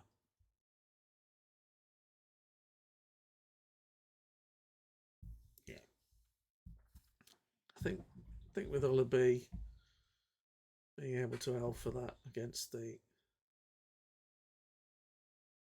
Am I going to strap bomb here? Yeah, Kill the strap bomb.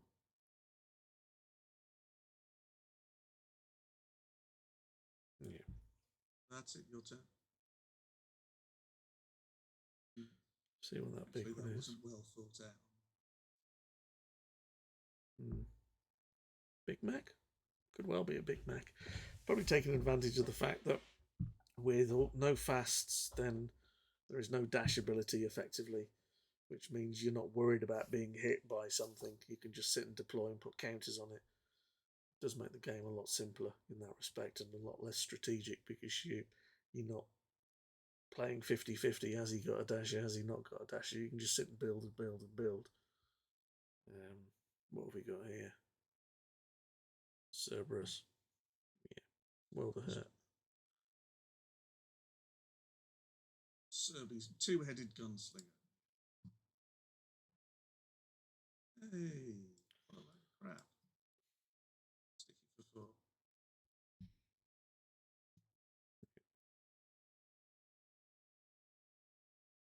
That's 2 wins to me, 2 to Gus. So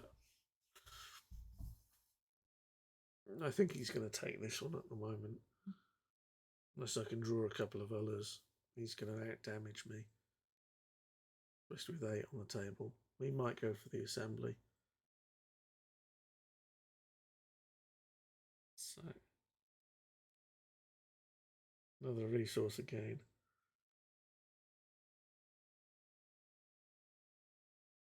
Three, 4, 5, 6, 7 even. Thunder Gunslinger.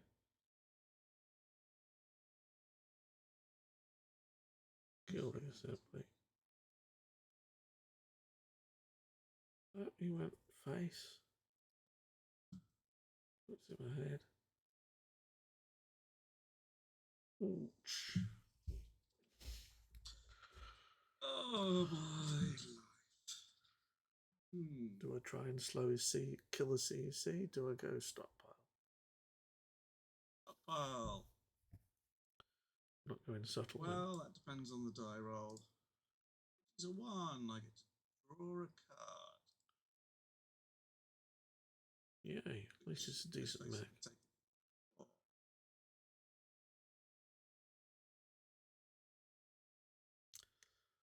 That puts him 7 cards ahead, and I'm going to get something from the gunslinger. I might get Erla and unopposed next turn. On the table, what I've got.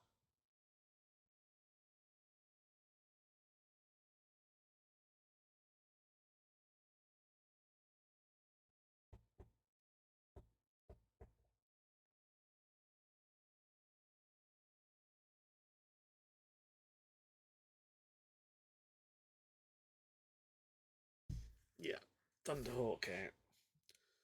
That thing's scary. I mean, it's got long range 3 on it. It's ridiculous. Chump blocking it hardly has any effect.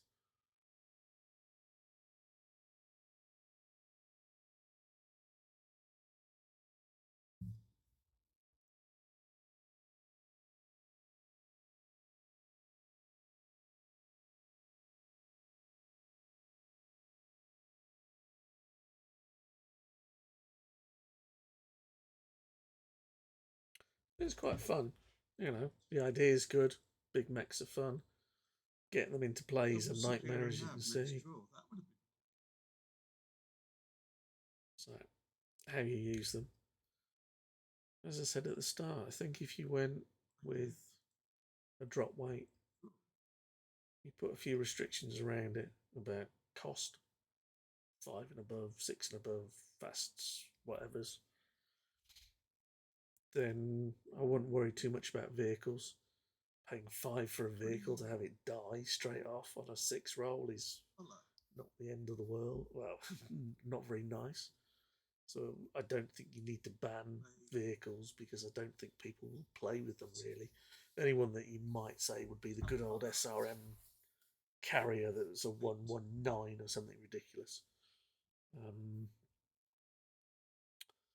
So I think there's definitely scope for this type of thing. Mind you, if I'd have drawn those 2 superior nabs last turn, that could have been even more.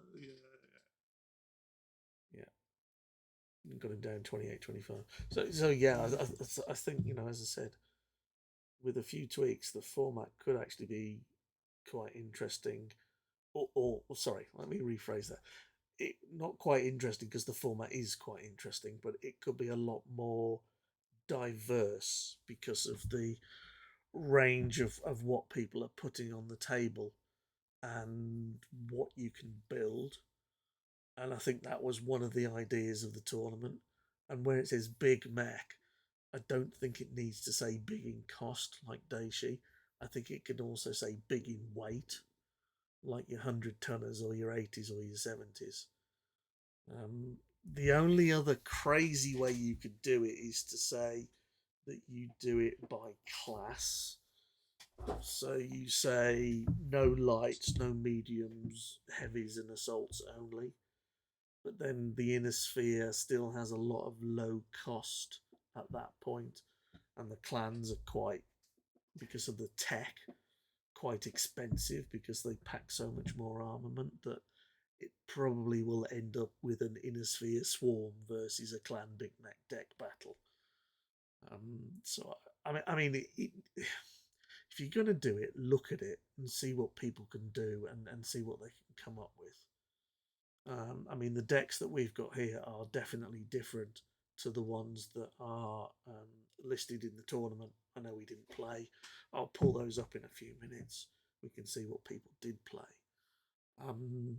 So, you know, there's scope and realms there. And don't want it to turn into another inner sphere swarm versus clan battle type thing, or death by 1,000 stings. So I think the drop weight is the way forward. It's probably messy to calculate and you might need to do a bit of maths on that or find a mechanism for it. Maybe if it is just a people actually complete a spreadsheet that's got the name of the mech and the tonnage on it and how many they've got, so you can do the drop weight calculation. It won't be too arduous. And it would push people into using, specifically for clan, those 5, 6, 7, 8 cost units, of which there are a raft that you only ever see 1 or 2 of in a deck. And I think for Inner Sphere, I think they have a number of mechs in that category, albeit slightly slower, that would fit the battle, fit the model, and with a weight requirement that has to be balanced. So I definitely see that as the way forward, or a suggestion for a way forward.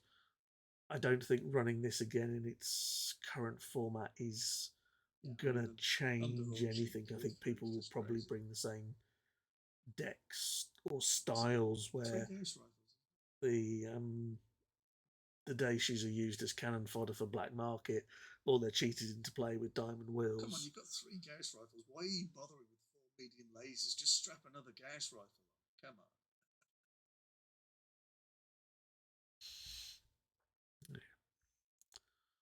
So, yeah, well, the rest of the entire mech is the counterbalance for the Gauss rifle, isn't it?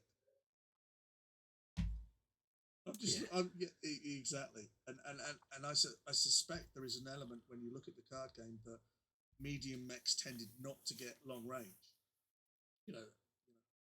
It's the and there are no fast mechs, and if you read John Ivers's rules, it says no. Fenris Prime's got an ERPPC, I think. Yeah, well, it's just one of the rules, isn't it? As you. It's not. It's your turn, mate, and you should be fine here. This should be your game. Yeah, he should be. He's got 2 Thunderhawks that shoot 3 through. Just remember what happened last time. 1 blocking Cerberus. I've got my satchel charges.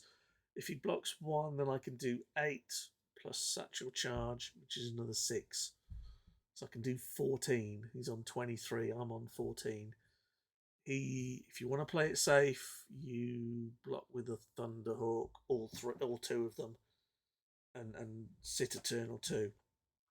And next turn you block with your gunslinger. Send your Thunderhawk across because it's got long range 3. You can go for the jugular now, but 22. I mean, 1 unopposed and 1 superior nav, and he could be in trouble. So I would at this point probably block with both, guard with both the Thunderhawks, and just wait until I can kill him. All right, he's put another one in there. What we got? What are you going for? 9. I have a chance. Maybe. Enough to draw.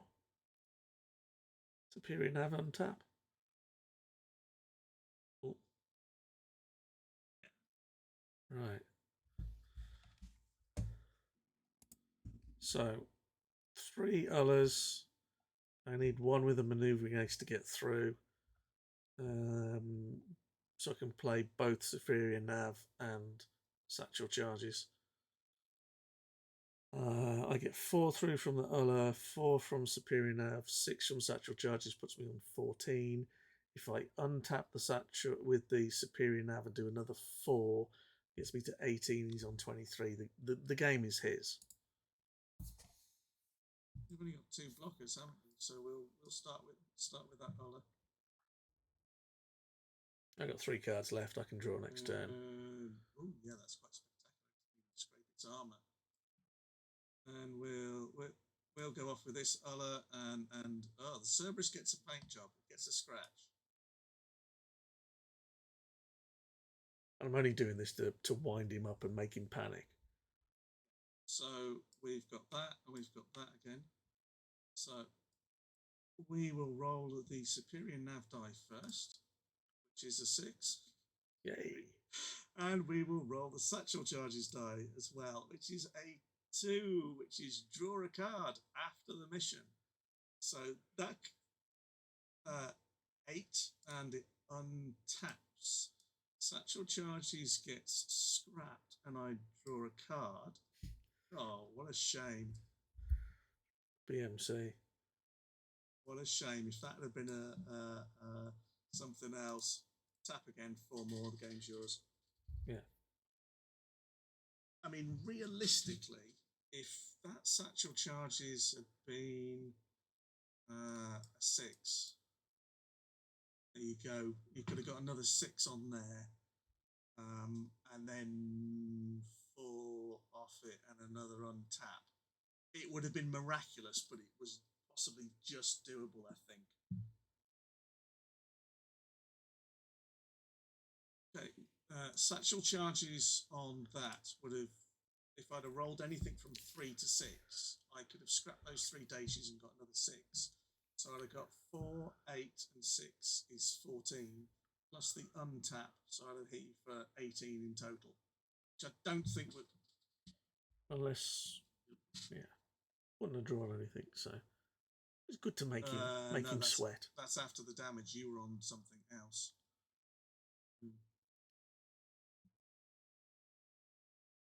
Yeah, what I'm saying is I could have got another 6 out of that, which would have dropped it to 5. So quite close. Yeah, the game was yours anyway. Yeah. Remember to guard. Today's motto: remember to guard. Or little ullers will spam you or spank you with superior nav and satchel charges and unopposed. Not a bad motto for life. I mean, the Ulla is interesting because it's high damage, small cost. It does tie you to assembly, whereas a lot of the other mechanisms to get big mechs out are in the other assets. And I mean, this is literally a burn deck. It's 10 Ullas, 5 unopposed, 5 superior nav. The idea is to literally just blow everything with.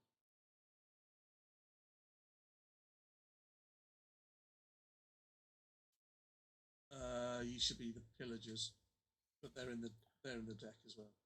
Yeah. Right. As I said, we're playing relaxed, and it's testing. So okay. Yeah.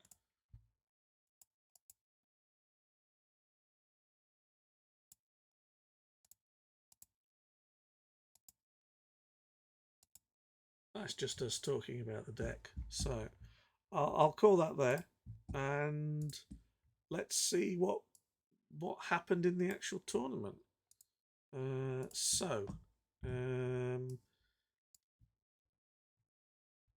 On the Big Mech scores, Steve Moore had an average of 14 and a quarter. Jeffrey came in at 11.2. Travis came in at 10.2. So I'm betting, well, those two are definitely clan decks. That's highly likely to be a clan deck. David came in at just under 6.6. I'd say that's an Inner Sphere deck. Travis won 2 and 1. David won 2 and 1. Jeff came in third with a 1 and 2. And fourth place to Steve, who came in at 1 and 2. However, when you look at the standings, because of the deck weight, Steve actually jumps up the standings. So Travis comes in at an average of 2. Steve jumps up to 2.5. Jeffrey's at 2.5, and Dave, who played in a sphere, comes in fourth because Steve beats Jeff because of the higher mech total. Well, I've got no problem with that being a tiebreaker. So we'll have a quick look at the decks before we tidy up here.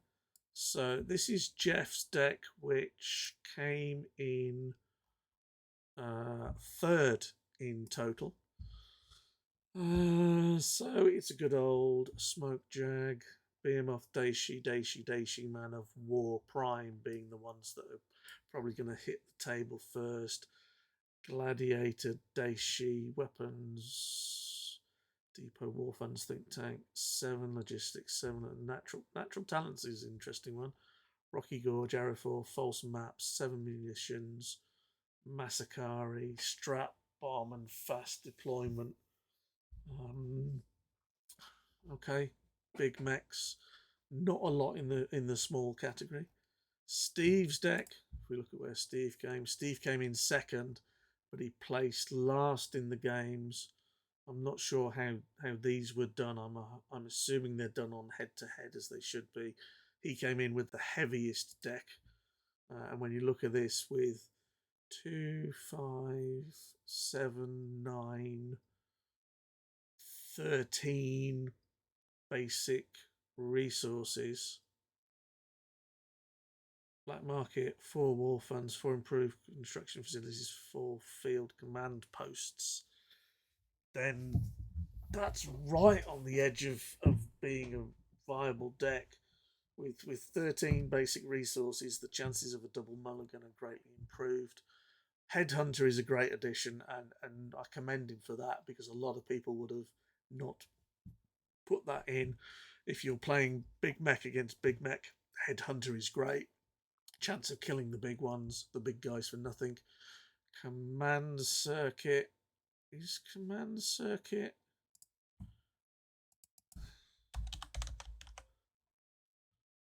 It is generic. Okay, I never remember that one. Single Combat, another good card to put in there. Daishi Prime, Widowmaker, Madcat, Timberwolf 5 or V, Arrow 4, and then various bits. There's nothing at the bottom end there, and that's where he really will have struggled. You need something in there like this Man of War, for example. So there we go. Right, this is the other deck. Have I got everything from it? This is what I posted. So this I think that's Travis's. So that'll be whoever's left. Oh, sorry, this is David's deck. 2 Galaglass, 2 Awesomes, 2 Wardog, 2 Zeus, 4 Gunslinger, 4 Blackhawk, 4 Cester, 4 Caesar. Yeah, they're quite heavy. This is kind of what I would have expected if we had a drop weight test. Ryan Steiner for McMallet, Vicious Kick. Love Vicious Kick, great card. Topple, Final Push, Comguard. Castle Defense is interesting. Not seen that years before. 5 Assembly Munitions Tactics, 3 War Funds, 3 Improved Construction, 4 Ferrofibrous, 3 Assault Mechs. Good. David, you bang on, mate, with that. Advanced and your Thunderhawks. I think your problem is in here. I think this could be a lot better. You're running AMT, the Thunderhawks got L, improved construction facilities. Your resource engine needs a bit of a change. Nice to see the assault mechs, but they require L, and you're basically on your improved construction facilities with only 3 war funds in the deck. I think there's a lot of potential there. I think if you took out some of the combo, I mean, Ryan and Bearer, okay, Bearer can win you a game, but you're only running one. I'd probably take those out. Given the amount of long range damage on some of these things, I might even take Final Push out and tweak the missions, maybe take Topple out, maybe Castle Defense, tweak these. I think there's something in there that you could turn into quite a good deck with your Assault Mech. And then finally, this is the deck that Travis run. Looks like everyone's running 4, so I'm not sure what happened with the 5s and other things. But anyway, Daishi Prime, Shadowcat Prime, nice addition. 16442M. Shadowcat Prime. I do like it. Where are we? Shadowcat Prime. 164 jump long range, 43M. It's a good, solid, medium mech doing 4 damage. Yeah, nice addition. Nice to see that in there. Tactics, logistics, munitions, think tanks and assemblies, war funds. that's quite weak, I think, for Steel Viper. Okay, you're running Field Command and Diamond Wills, Headhunter Vipers more, Crossbow, Steel R&D team, Mad Cat Primes. So you're using your Daishies and your Mad Cats to get things up. I think that would need a bit of focus um, on there. You're running M, so and Coup de Grace, great mission. Vipers more, great mission. But you're running Perigard to recycle missions, and you've only got two. Um, is that worth a slot? The R&D team takes a lot of investment for an extra bit. Although it does give you draw, which is very good. Headhunters, Diamond Wheels, Field Command Posts. Yeah, you're trying to cheat the Mad Cat in probably. Um, you know, again, I think there's that could be rationalised. Again, it's pretty decent for what it is. It's using the Diamond Wheels field command post stuff. Um, but apart from Black Market, which is the Black Market in there? There's no Black Market in there, so I'm assuming you're hoping to get the Daisy out because you're running L, M, and A. Black Hawk's got no requirements. That's a 15-2L. Shadow Cat's an M. And your crossbow is a T for tactics. You're running 3 tactics. I think that could be tweaked. I think that could be tweaked and could be a lot stronger. Forge Mission Order, Double Time Viper, Misroute. Misroute, yeah, okay, you're running 3 or 4 think tanks. Useful one for this kind of game. If the guy gets the big card on the deck, then misroute it and away you go. So anyway, that's an awful lot of us playing and testing, an awful lot of us looking at slightly different ideas. The strap bomb target thing that Gus was running is definitely different to what was listed there. Nobody was playing with the Ullers and satchel charges or other things in a burn style deck. Or okay, Travis played Diamond Wheels Field Command Post, which we played against as well. So there's a good variety of decks there. I think, as I said, going forward, drop weight is the way to go. Kudos to anybody that played for putting those in there. Kudos for the idea of getting big mechs in there. Hopefully, we will see it again in a revamped, upgraded, better guise, and people can play and have a bit of fun with it. Hopefully there'll be more of that going on, or maybe you even maybe if you watch this and you fancy it, maybe you experiment. Is 1500, which was my rule of thumb. I was only seeing which way the wind blew with that. Is 1500 a good drop weight? Should it be more than that, or have you got other ideas? Should it be that you've got a lance of lights?